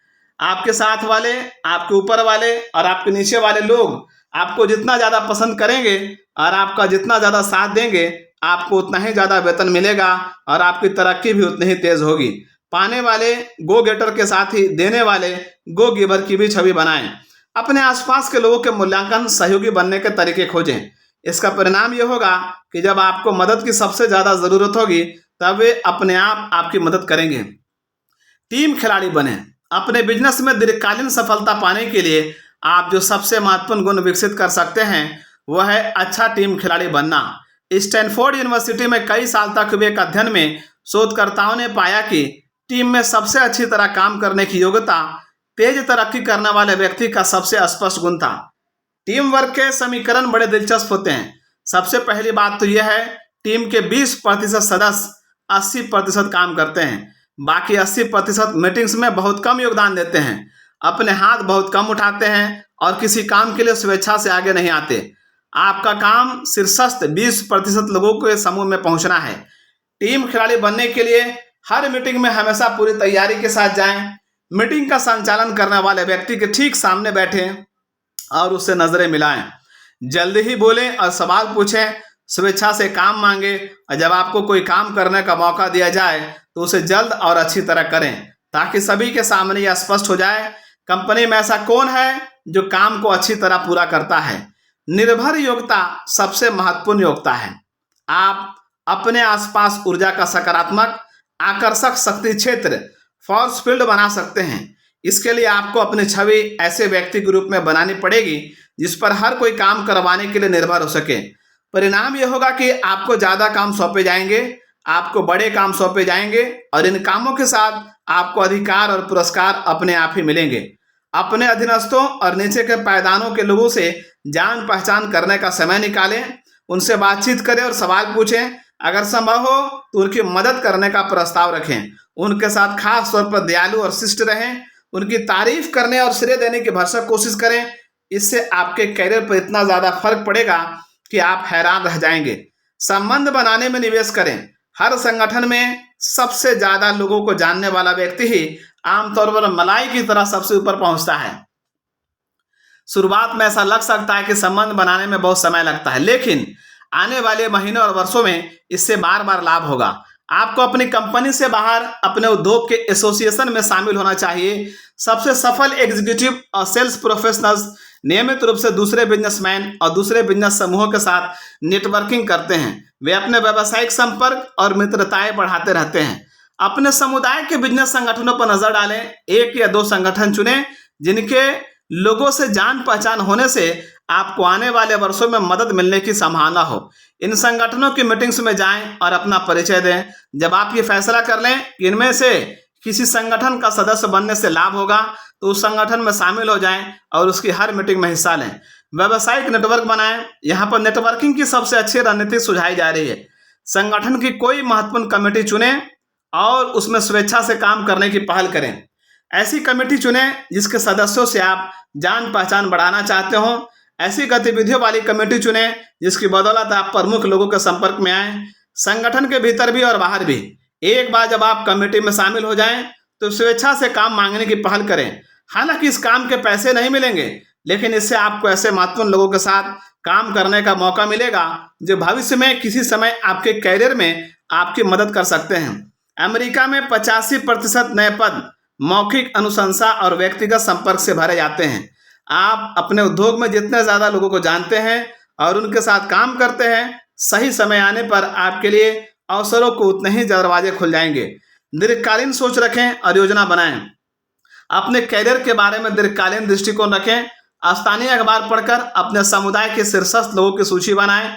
अपने शहर के 100 सफल खिलाड़ियों के नाम, पदनाम और बिजनेस की सूची बनाएं। सूची बनाने के बाद इनमें से हर एक को पत्र लिखें और उन्हें कोई ऐसी चीज भेजें जो बिजनेस से संबंधित ना हो। अपने उनके बारे में जो पढ़ा हो उसके आधार पर उन्हें कोई छोटी पुस्तक, कविता, अखबार की कटिंग या उनके दिलचस्पी की कोई दूसरी चीज भेजें। हर बार जब आप उस व्यक्ति से संप्रेषण का कोई कारण देखें तो उसे पत्र लिख दें। जब किसी एग्जीक्यूटिव के उल्लेखनीय काम के बारे में प्रेस में खबर छपती है तो अक्सर मैं उसे फोन करता हूं या पत्र लिखता हूं। आमतौर पर मेरा उससे सीधे संपर्क नहीं हो पाता, लेकिन मैं बीज बोता रहता हूं और देर सवेर जो करीब रहता है वो कामयाब हो जाता है। अंततः मैं किसी सामाजिक कार्यक्रम में या बिजनेस के सिलसिले में महत्वपूर्ण लोगों से मिलूंगा और उन्हें यह बात याद होगी कि मैंने उन्हें 1 हफ्ते, 1 महीने या 1 साल पहले चिट्ठी लिखी थी। मेरे एक सबसे महत्वपूर्ण ग्राहक को याद था कि 3 साल पहले मैंने उन्हें एक पत्र लिखा था।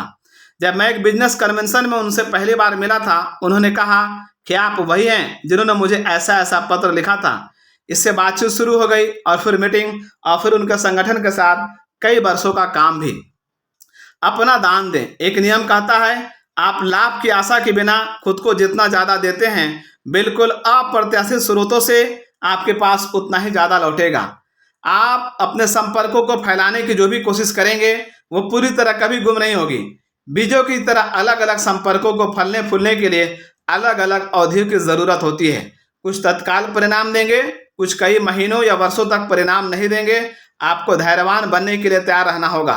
हार्वर्ड यूनिवर्सिटी के डेविड मैकरलीलैंड ने हमारे समाज में उच्च उपलब्धि पाने वाले व्यक्तियों के गुणों और लक्षणों पर शोध किया। उन्होंने पाया कि संदर्भ समूह, रेफरेंस ग्रुप का चुनाव, जिन लोगों के साथ आप अक्सर रहते हैं, आपकी सफलता या असफलता को तय करने में किसी भी अन्य तत्व से कहीं ज्यादा महत्वपूर्ण होता है। जैसा कि जिग जिगलर कहते हैं, अगर आप सचमुच बाजों के साथ उड़ना चाहते हैं तो आप मुर्गियों के साथ दाना चुगना जारी नहीं रख सकते। सही लोगों के आसपास रहें। जिन लोगों को आप पसंद करते हैं, जिनकी आप प्रशंसा या सम्मान करते हैं और आप भविष्य में जिन लोगों जैसा बनना चाहते हैं, उनके साथ जुड़ने का लक्ष्य बना लें। इस तरह के लोगों से मिले जुलें जिनका आप सम्मान करते हैं, जिनका अपने दोस्तों तथा सहयोगियों से परिचय करवाने पर आपको गर्व का एहसास हो। सकारात्मक लक्ष्य केंद्रित संदर्भ समूह का चुनाव आपके कैरियर को तेजी से बढ़ाने के लिए इतना कुछ कर सकता है जितना कोई दूसरी चीज नहीं कर सकती। बाजों के साथ उड़ें। अनगिनत उदाहरण है जहां औसत काम करने वाले, औसत परिणाम पाने वाले और औसत तनख्वाह पाने वाले व्यक्ति ने पद बदला और वो बहुत ही प्रगतिशील कंपनी में काम करने लगा। कुछ ही हफ्तों में उस व्यक्ति का पूरा नजरिया ही बदल गया। आशावादी, परिणाम केंद्रित, आगे बढ़ने वाले व्यक्तियों के साथ लगातार रहने की बदौलत पहले औसत काम करने वाला व्यक्ति, यह व्यक्ति असाधारण स्तरों पर प्रदर्शन करने लगता है। ये जान लें कि आपके जीवन में लगभग हर महत्वपूर्ण परिवर्तन तभी होता है जब आपके साथ रहने या काम करने वाले लोगों में बदलाव होता है। मोड़। आपके जीवन के हर मोड़ पर कोई आमतौर पर खड़े होकर आपको एक या दूसरी दिशा में मार्गदर्शन देता है। आपके लिए एक दरवाजा बंद करता या खोलता है या किसी दूसरे तरीके से आपकी मदद करता है। बैरंदा राइस चाइल्ड ने एक बार लिखा था, बेकार के परिचित ना बनाएं। अगर आप सर्वश्रेष्ठ बनने के बारे में सचमुच गंभीर हैं और अपने क्षेत्र में शिखर पर पहुंचना चाहते हैं तो आप ऐसे लोगों के साथ समय बर्बाद नहीं कर सकते जो अपने जीवन में कहीं नहीं जा रहे हैं, चाहे वे कितने भी अच्छे हों। इस मायने में आपको अपने तथा अपने भावी महत्वाकांक्षाओं के बारे में स्वार्थी होना चाहिए। आपको अपने दोस्तों और सहयोगियों के लिए ऊंचे मानदंड तय करने चाहिए तथा इस मामले में समझौता कतई नहीं करना चाहिए। कई लोग अपने कैरियर की शुरुआत में ही बुरे संबंध में फंस जाते हैं और बेकार की दोस्तियां कर लेते हैं। यह सामान्य और स्वाभाविक है। गलतियां करने में कोई बुराई नहीं है, खासतौर पर अगर आप युवा और अनुभवहीन हैं। लेकिन आगे भी ऐसी स्थिति में बने रहना अक्षम है जो आपको अपनी पूरी संभावना तक पहुंचने से रोक रही हो। जिन लोगों के साथ आप रहते हैं उनका चुनाव ही इस बात पर सबसे ज्यादा असर डालेगा कि आप क्या बनेंगे। आपके सबसे महत्वपूर्ण संबंध, आपको जिन लोगों की मदद और सहयोग की जरूरत होगी उनकी तीसरी श्रेणी है आपका परिवार और मित्र। जैसा कि बेंजामिन डिज़रायली ने कहा था, सार्वजनिक जीवन की कोई भी सफलता घरेलू जीवन की असफलता की भरपाई नहीं कर सकती। यह बहुत महत्वपूर्ण है कि आप उत्कृष्ट घरेलू जीवन बनाने और कायम रखने के लिए जरूरी समय और भावना का निवेश करें। जब आपका पारिवारिक जीवन ठोस और सुरक्षित होता है, जब परिवार के सदस्यों में प्रेमपूर्ण संबंध होते हैं, तो आप बाहरी संसार में हर चीज अच्छी तरह कर पाएंगे। लेकिन अगर लापरवाही या अपेक्षा के कारण आपके घरेलू जीवन में कोई चीज गड़बड़ हो जाती है तो इसका आपके कामकाजी जीवन के परिणामों पर भी बुरा असर पड़ने लगेगा। घरेलू समस्याएं आपका ध्यान भटकाती हैं और आपकी ऊर्जा चूस डालती हैं। वे आपके कैरियर को तबाह कर सकती हैं। सुविचारित अतियां, अगर आपको अपने क्षेत्र में शुरुआत में कड़ी मेहनत करनी हो तो अपने परिवार वालों ये बात साफ साफ बता दें और इस पर अच्छी तरह बातचीत कर लें। अपने कैरियर में कई बार आपको सुविचारित अतियों पर जाने की जरूरत होगी। आपको किसी अवसर का लाभ उठाने या किसी प्रोजेक्ट को पूरा करने के लिए हर दिन लंबे घंटों और अक्सर कई दिनों तक बिना ब्रेक या छुट्टियों के काम करने की जरूरत पड़ सकती है। ये सुनिश्चित करें कि आप इन सुविचारित अतियों के बारे में पहले से ही अपने परिवार के सदस्यों से बातचीत कर लें ताकि वे समझ जाएं क्या हो रहा है और आप ऐसा क्यों कर रहे हैं। बाद में इसकी भरपाई कर दें और पारिवारिक छुट्टियों पर जाकर या उनके साथ ज़्यादा समय बिताकर हिसाब बराबर कर दें। अपने जीवन को संतुलन में रखें। संबंधों के विशेषज्ञ बने। जब आप ये तय कर लें कि अपने लक्ष्य हासिल करने के लिए आपको किन लोगों, समूहों और संगठनों की मदद और सहयोग की जरूरत है तो संबंध विशेषज्ञ बनने का संकल्प करें। हमेशा लोगों के साथ भलाई, शिष्टता और करुणा का व्यवहार करें। स्वर्ण नियम का अभ्यास करें। दूसरों के साथ वैसा ही करें जैसा आप अपने साथ करवाना चाहते हो। सबसे बढ़कर घर हो या ऑफिस, हर मिलने वाले व्यक्ति से व्यवहार करने की सबसे सरल नीति है उससे $1 मिलियन के ग्राहक जैसा व्यवहार करें। लोगों के साथ ऐसा व्यवहार करें जैसे वे दुनिया के सबसे महत्वपूर्ण लोग हों। उनके साथ ऐसा व्यवहार करें जैसे वे आपके $10 लाख के प्रोडक्ट या सेवा को खरीदने में सक्षम हो। जैसा कि एमेट फॉक्स ने एक बार कहा था, अगर आपको बदतमीजी करनी हो तो अजनबियों के साथ करें, लेकिन अपने परिवार के लिए अपनी कंपनी का शिष्टाचार सुरक्षित रखें। हर दिन ऐसे तरीके खोजें जिनसे दूसरों का बोझ हल्का हो और दूसरों का अपने काम बेहतर करने तथा ज़्यादा आसानी से जीवन जीने में मदद मिले। इससे आपके प्रति सकारात्मक भावनाओं का एक बृहद भंडार बन जाएगा जो हर साल आपको लाभ पहुंचाएगा। यहाँ पर अध्याय 12 समाप्त होता है और शुरुआत होता है अध्याय 13 जिसका टाइटल है कार्य योजना बनाएं। संपूर्णता, थ्रूनेस सफल व्यक्तियों का गुण है। प्रतिभा असीमित दर्द झेलने की कला है। हर महान उपलब्धि बेहद सतर्कता, यहाँ तक कि हर छोटे विवरण को तय करने के असीम कष्ट द्वारा परिभाषित होती है। इसे कहा है अल्बर्ट हबार्ड ने। लक्ष्य तय करने और उन्हें पाने की योग्यता बनाने की आपकी योग्यता सफलता की प्रमुख योग्यता है। आप जो चीज हासिल करने में समर्थ हैं उन्हें हासिल करने की संभावना को साकार करने में कोई भी दूसरी योग्यता आपकी इतनी ज्यादा मदद नहीं करेगी। आज सभी प्रमुख उपलब्धियों मल्टीटास्क जॉब का परिणाम होती हैं। पायदानों की एक श्रृंखला होती है जिन्हें महत्वपूर्ण परिणाम पाने के लिए एक निश्चित क्रम में उठाना होता है। रेसिपी के आधार पर किचन में सब्जी बनाने जैसी सरल चीज भी मल्टीटास्क जॉब या काम है। मल्टीटास्क कामों की योजना बनाने और उस पर असल अमल करने की योग्यता में महारत हासिल करें। इससे आप अधिकांश लोगों से कहीं ज्यादा हासिल कर पाएंगे। यह आपकी सफलता के लिए अत्यंत महत्वपूर्ण है। योजना का लक्ष्य आपके प्रमुख निश्चित उद्देश्य को नियोजित मल्टीटास्क प्रोजेक्ट के विशिष्ट पायदानों प्रारंभ, मध्य और अंत में बदलना है। इसके साथ ही स्पष्ट डेडलाइन और सब डेडलाइन भी तय करनी होती है। सौभाग्य से ऐसी योग्यता है जिसे आप सीख सकते हैं और अभ्यास करके इसमें माहिर भी बन सकते हैं। यह योग्यता आपको अपनी कंपनी या संगठन के सबसे प्रभावी व्यक्तियों में से एक बना देगी और आप इसका जितना ज्यादा अभ्यास करेंगे इसमें उतने ही बेहतर बन जाएंगे। अपनी योजना को संकलित करना। सौभाग्य से पिछले अध्याय में आपने उन सारे तत्वों को पहचान लिया है और इकट्ठा कर लिया है जिनकी जरूरत आपको एक या अधिक लक्ष्य पाने की योजना बनाने के लिए होगी। पहला, अब आपके पास अपने आदर्श अंतिम परिणाम या लक्ष्य की स्पष्ट भविष्य दृष्टि है जो आपके जीवन मूल्यों पर आधारित है। आप जानते हैं कि आप क्या चाहते हैं और क्यों चाहते हैं। दूसरा, आपने अपने लक्ष्य लिख लिए हैं, उन्हें प्राथमिकता के क्रम में जमा लिया है और अपना प्रमुख निश्चित उद्देश्य चुन लिया है। तीसरा, आपने अपनी प्रगति की निगरानी करने के लिए पायदाने और पैमाने तय कर लिए हैं। आपने डेडलाइन और सब डेडलाइन तय कर ली है जिन पर आपको निशाना लगाना है। चौथा, आपने अपने और लक्ष्य के बीच खड़ी प्रमुख बाधाओं, मुश्किलों और अड़चनों को पहचान लिया है, आपने उन्हें प्राथमिकता के क्रम में जमा भी लिया है। पांचवा, आपने उन मूलभूत ज्ञान और योग्यताओं को पहचान लिया है जिनकी जरूरत आपको लक्ष्य तक पहुंचने के लिए होगी। छठा, आपने प्राथमिकता के आधार पर इन योग्यताओं को जमा लिया है और लक्ष्य पाने के लिए जरूरी हर चीज सीखने की योजना बना ली है। सातवां, आपने पता लगा लिया है कि आपको किन लोगों, समूहों और संगठनों की मदद और सहयोग की जरूरत होगी, अपने बिजनेस के भीतर भी और बाहर भी। आपने विशिष्ट पैदान भी तय कर लिए हैं कि आप अपने लक्ष्य तक पहुंचने के लिए इन लोगों का सहयोग कैसे लेंगे। इस पूरी प्रक्रिया में आपने हर चीज लिख ली है। अब आपके पास लक्ष्य पाने की योजना बनाने के लिए आवश्यक सारी कच्ची सामग्री और साधन मौजूद है। अब आप इस सबसे कार्य योजना बनाने के लिए तैयार हैं। योजना बनाने की प्रक्रिया अनिवार्य है। कुछ समय पहले इंक मैगजीन ने 50 शुरुआती कंपनियों का अध्ययन किया। इनमें से आधी कंपनियों ने काम शुरू करने से पहले महीनों का समय लगाकर बिजनेस की योजना बनाई थी। बाकी आधी कंपनियां बिना विस्तृत योजनाओं के काम करने लगी थी और सामने आने वाली घटनाओं पर सिर्फ प्रतिक्रिया करती रहती थी। 2-3 साल बाद शोधकर्ता इन कंपनियों की सफलता और मुनाफे के स्तर का पता लगाने के लिए दोबारा वहां गए। उन्हें काफी दिलचस्प जानकारी मिली। जिन कंपनियों ने स्पष्ट लिखित बिजनेस योजनाएं बनाकर काम शुरू किया था, जिन्होंने हर पहलू पर पूरी तरह और विस्तार से सोच विचार किया था, वे कंपनियां उन कंपनियों की तुलना में बहुत सफल और लाभदायक स्थिति में थी जिन्होंने बिना किसी योजना के शुरुआत की थी और रास्ते में ही सुधार किए थे। जिन कंपनियों ने लिफाफे के पीछे लिखकर शुरुआत की थी, जहां संस्थापक इतने ज्यादा व्यस्त थे कि बैठकर रणनीतिक योजना बनाने का विस्तृत काम नहीं कर पाए थे, लगभग उन सभी की हालत खस्ता थी। उनमें से कई तो दिवालिया होकर बिजनेस से बाहर हो गई थी।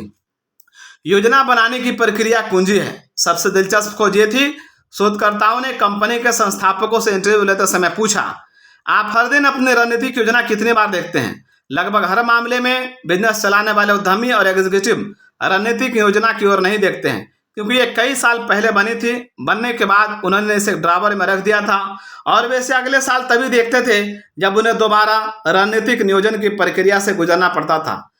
सबसे महत्वपूर्ण खोज ये थी, योजना को शायद ही कभी देखा गया। हालांकि बिजनेस के प्रमुख तत्वों पर विचार की प्रक्रिया उनकी सफलता के लिए बहुत जरूरी थी। योजना से लाभ होता है। द्वितीय विश्व युद्ध में नॉर्मंडी के सफल हमले के बाद जनरल डाइट डी आइजनहावर से इसके पीछे की विस्तृत नियोजन प्रक्रिया के बारे में पूछा गया। उन्होंने कहा, योजनाएं बेकार थीं, लेकिन योजना बनाना अनिवार्य था। बिजनेस प्लान के हर प्रमुख तत्व के बारे में पूरा सोच विचार करने और बातचीत करने का अभ्यास शुरुआत में बाकी हर कदम से ज्यादा महत्वपूर्ण होता है। इसीलिए समय प्रबंधन विशेषज्ञ अलेक मैकेंजी ने कहा था, बिना योजना बनाए काम करना हर असफलता का कारण है। एक पुरानी सैन्य कहावत है, शत्रु के साथ पहले संपर्क के बाद कोई भी योजना नहीं टिक पाती।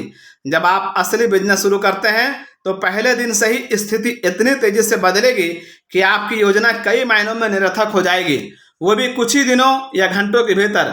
लेकिन योजना बनाने की प्रक्रिया बेहद महत्वपूर्ण है। सन माइक्रो सिस्टम के स्कॉट मैकेनली कहते हैं, शुरुआती बिजनेस में आपको हर 3 हफ्ते बाद सारी धारणाओं को बाहर फेंकना पड़ता है। सभी महान उपलब्धियों का आधार, सभी सफल लोग लिखित योजनाएं बनाकर काम करते हैं। विस्तृत योजनाएं पिरामिड बनाने से लेकर आधुनिक युग के महान औद्योगिक कामों तक मानव जाति की सभी महान उपलब्धियों की बुनियाद रही है। इन योजनाओं को सावधानी से बनाया गया था और शुरू से अंत तक होने वाली हर चीज पर विचार किया गया था काम शुरू करने से पहले। दरअसल योजना बनाने में लगाए गए 1 मिनट से काम के 10 मिनट बचते हैं। काम शुरू करने से पहले योजना बनाने और सोचने में समय लगाएं। इससे आपका समय, पैसा और ऊर्जा बचती है। इसीलिए यह कहा जाता है, योजना बनाने की असफलता असफल होने की योजना बनाना है। योजना से समय और खर्च बचता है। असफलता का सबसे पहला कारण है योजना बनाए बिना काम करना। जो लोग कहते हैं वे व्यस्तता के कारण पहले से योजना नहीं बना सकते, उन्हें अनावश्यक गलतियां करने और समय, पैसे तथा ऊर्जा के भयंकर बर्बादी के लिए तैयार रहना चाहिए। कहा जाता है, हर नया बिजनेस समय के खिलाफ दौड़ है। पहले दिन से ही कंपनी के संस्थापक बिजनेस की लागत से ज्यादा पैसे बनाने का तरीका खोजते हैं। अगर वे लाभकारी मॉडल खोज लेते हैं और पूंजी खत्म होने से पहले ही लागत से ज्यादा कमाने लगते हैं तो बिजनेस कामयाब हो जाता है। लेकिन खर्च से ज्यादा लाभ कैसे हासिल किया जाए, यह पता लगाने से पहले ही अगर पूंजी खत्म हो जाए तो कंपनी गिरते हुए हवाई जहाज की तरह टकरा जाएगी और ध्वस्त हो जाएगी। सफलता का फार्मूला, व्यक्तिगत और व्यावसायिक सफलता के लिए 6P का फार्मूला है। उचित पूर्व योजना खराब प्रदर्शन को रोकती है। Proper prior planning prevents poor performance. उचित पूर्व नियोजन के 7 लाभ हैं। पहला, नियोजन प्रक्रिया आपकी सोच को व्यवस्थित करती है। यह आपको सभी प्रमुख मुद्दों का पता लगाने के लिए विवश करती है जिनसे निपटने के बाद ही आप सफल हो सकते हैं। दूसरा, अपने लक्ष्य को हासिल करने के लिए आपको क्या क्या करना होगा, ये सोचने के बाद ही आप अपने कामों की सावधानी पूर्वक योजना बना सकते हैं। ये सब काम शुरू करने से पहले होता है और इससे समय, कर्मचारियों और पैसों की लागत में जबरदस्त बचत होती है। तीसरा, अगर आप किसी योजना पर पूर्ण विचार और मूल्यांकन करते हैं तो इससे आप उन दोषों और भूलों को पहचान सकते हैं जो आगे चलकर आपके व्यवसाय के लिए घातक साबित हो सकती है। यह आपको समर्थ बनाती है कि आप क्या होगा अगर जैसे सवाल पूछें। मिसाल के तौर पर, अगर आप कोई काम करना चाहते हैं तो उसमें बुरे से बुरा क्या हो सकता है। उचित पूर्व नियोजन का चौथा लाभ है, आपको अपनी योजना की कमजोरियों का पता चलता है और उन कमजोरियों की भरपाई करने के उपाय भी मिलते हैं। अक्सर आप उस घातक दोष को पहचान लेते हैं जो उद्यम को असफलता की ओर ले जाएगा। इसे पहचानना तभी संभव है जब आप नियोजन प्रक्रिया से गुजरें। पांचवा, नियोजन से आप उन शक्तियों और संभावित अवसरों को पहचान सकते हैं जिनका लाभ उठाकर आप अपनी सफलता की संभावना बढ़ा सकते हैं। अक्सर नियोजन प्रक्रिया से पहले आप अपनी खास शक्तियों या मौजूद अवसरों के बारे में जागरूक नहीं हो पाते हैं। नियोजन का छठा लाभ यह है, इसकी बदौलत आप अपना समय, पैसा और अपने सारे संसाधन एक या दो उद्देश्यों पर केंद्रित कर लेते हैं जिन्हें हासिल करने के बाद ही आपकी कंपनी सफल हो सकती है। अस्पष्ट एकाग्रता के अभाव में आपकी ऊर्जा बहुत सी जगहों पर बिखर जाएगी। परिणाम यह होगा, आप बहुत कम हासिल कर पाएंगे। उचित नियोजन का 7वां लाभ यह है, इससे अंततः घंटों, हफ्तों और महीनों की दुविधा, गलतियां, धन और ऊर्जा का नुकसान भी बचेगा। आप यहां से वहां नहीं पहुंच सकते। कई मामलों में सावधानीपूर्ण नियोजन और विश्लेषण के बाद यह एहसास हो जाता है कि उपलब्ध समय, संसाधनों या परिस्थितियों में किसी खास लक्ष्य को हासिल करना संभव नहीं है। कभी कभी आपके करियर के सबसे अच्छे बिजनेस सौदे वे होते हैं जिन्हें आप करते ही नहीं हैं। कुछ साल पहले मैंने एक दौलतमंद आदमी के लिए काम किया जिन्होंने मुझे एक अविस्मरणीय सलाह दी। उन्होंने कहा था, किसी चीज के अंदर जाना हमेशा बाहर निकलने से ज्यादा आसान होता है। उन्होंने मुझे सिखाया कि सावधानी से सोचने का समय हमेशा संसाधनों और कर्मचारियों को समर्पित करने से पहले होता है, बाद में नहीं। अत्यावश्यक अनुशासन। नियोजन एक अनुशासन भी है और योग्यता भी। यह आदत भी है और क्षमता भी। मतलब यह है, नियोजन एक ऐसी योग्यता है जिसमें आप दोहराव और अभ्यास से पारंगत बन सकते हैं। जितना आप सोचते हैं यह उससे ज्यादा आसान है। हर काम और गतिविधि की सूची बनाएं। योजना का मूलभूत अर्थ है हर उस गतिविधि की सूची जिसे आप किसी निश्चित लक्ष्य या उद्देश्य को हासिल करने के लिए शुरुआत से अंत तक करेंगे। नियोजन की प्रक्रिया शुरू करने के लिए एक कागज लेकर दिमाग में आने वाली हर चीज की सूची बनाएं जिसे आपको लक्ष्य पाने के लिए करना होगा। जब आपके दिमाग में नई चीजें आए उन्हें भी अपने सूची में जोड़ लें। लगातार अपनी सूची देखें और नई जानकारी मिलने के बाद आवश्यक चीजों और कदमों को दोबारा तय करें। यह सूची आपके ड्रीम हाउस, आपके आदर्श लक्ष्य या परिणाम का ब्लूप्रिंट बन जाती है। प्राथमिकता और क्रम तय कर लें। अब यह तय करें कि कौन से काम या गतिविधियां बाकी कामों या गतिविधियों से ज्यादा महत्वपूर्ण है। अपनी सूची को प्राथमिकता के क्रम में जमाएं। चीजों को महत्व के क्रम में जमा लें। सबसे पहले सबसे महत्वपूर्ण काम लिखें और इसी तरह सबसे कम महत्वपूर्ण काम तक की सूची बनाएं। क्रम के हिसाब से भी अपनी सूची जमा लें। क्रम में आप ये तय करते हैं किन गतिविधियों को दूसरी गतिविधियों के पहले या बाद में करना है। अक्सर कोई खास काम किसी दूसरे काम के पूर्ण होने तक नहीं किया सकता।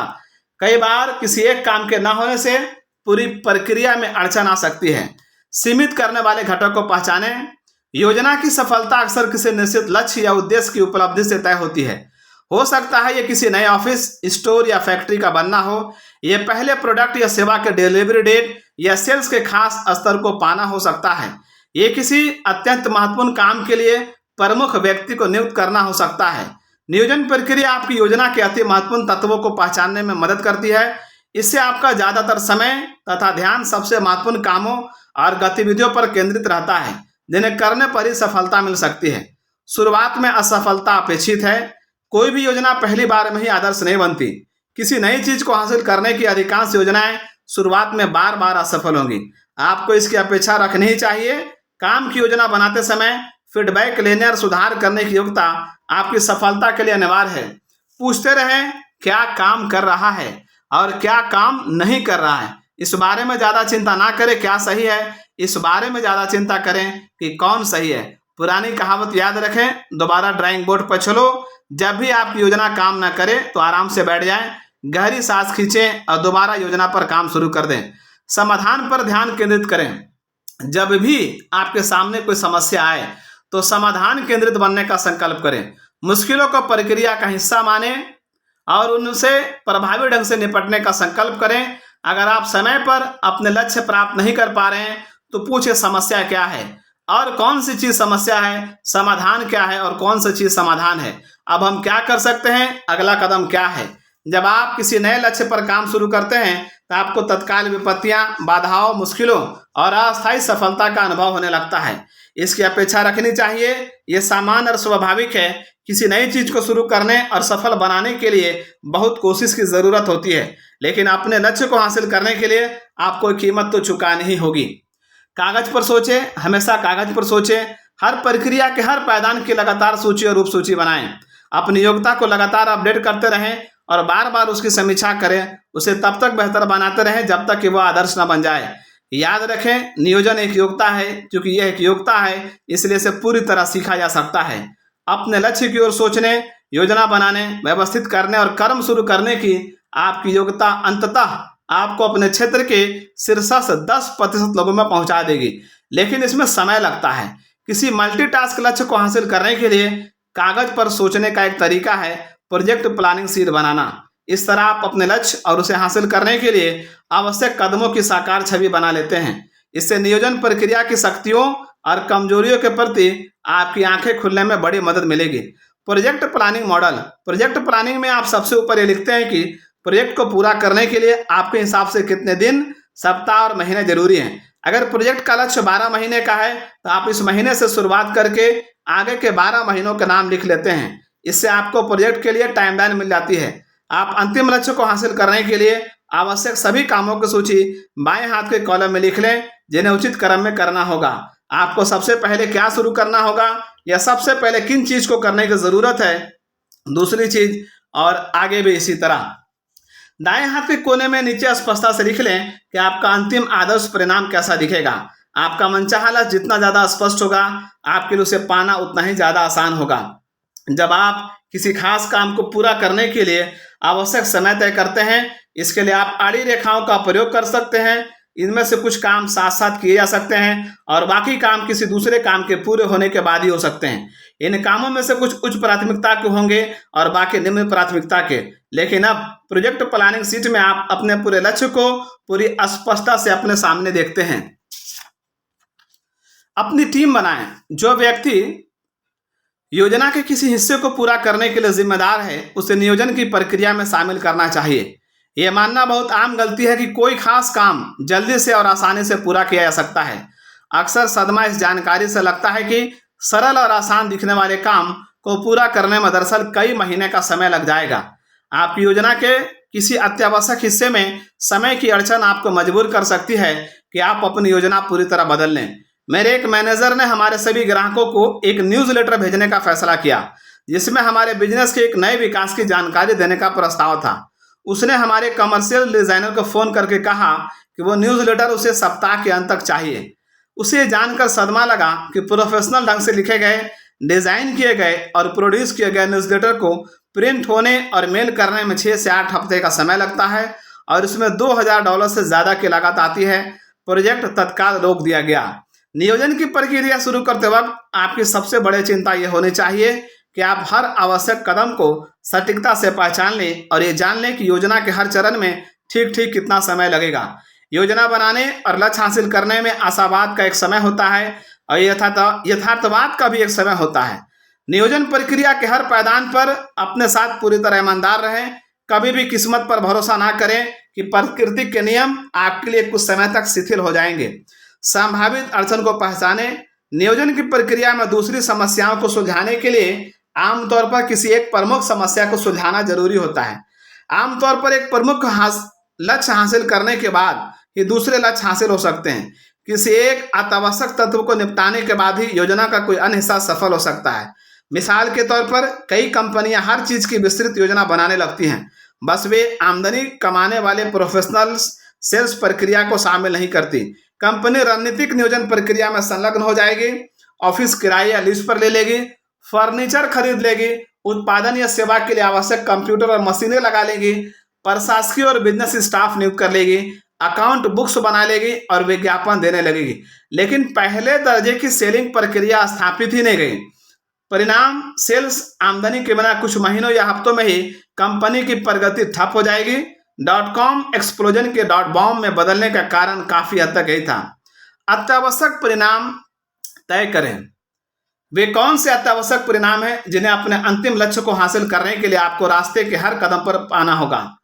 आप उनकी योजना कैसे बना सकते हैं, उन्हें प्राथमिकता के क्रम में कैसे जमा सकते हैं और ये सुनिश्चित कैसे कर सकते हैं वे समय पर पूरे हो जाएं। अगर चीजें गड़बड़ हो जाएं तो आपकी क्या योजना है। अगर लक्ष्य की राह में आपके अत्यावश्यक उद्देश्यों को हासिल करने में उम्मीद से ज्यादा समय लगता है और ज्यादा लागत आती है तो आप क्या करेंगे। आपकी आपातकालीन योजना क्या है। आपने ये पंक्ति जरूर सुनी होगी, बड़े जहाज की तरह बड़ी जिंदगी को भी एक ही उम्मीद या रस्सी से कभी नहीं बांधना चाहिए।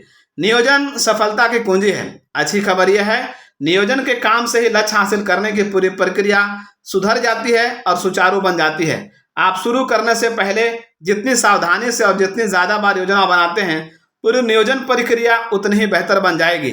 आप नियोजन में जितने बेहतर बनेंगे, योजना बनाने के उतने ही ज्यादा विचारों और अवसरों को आकर्षित करेंगे तथा उतनी ही ज्यादा बड़ी और बेहतर चीजें हासिल करेंगे। ठीक ठीक फैसला कर लें, आप चाहते क्या हैं, इसे लिख लें, इसकी योजना बना लें और फिर उस योजना पर अमल कर दें।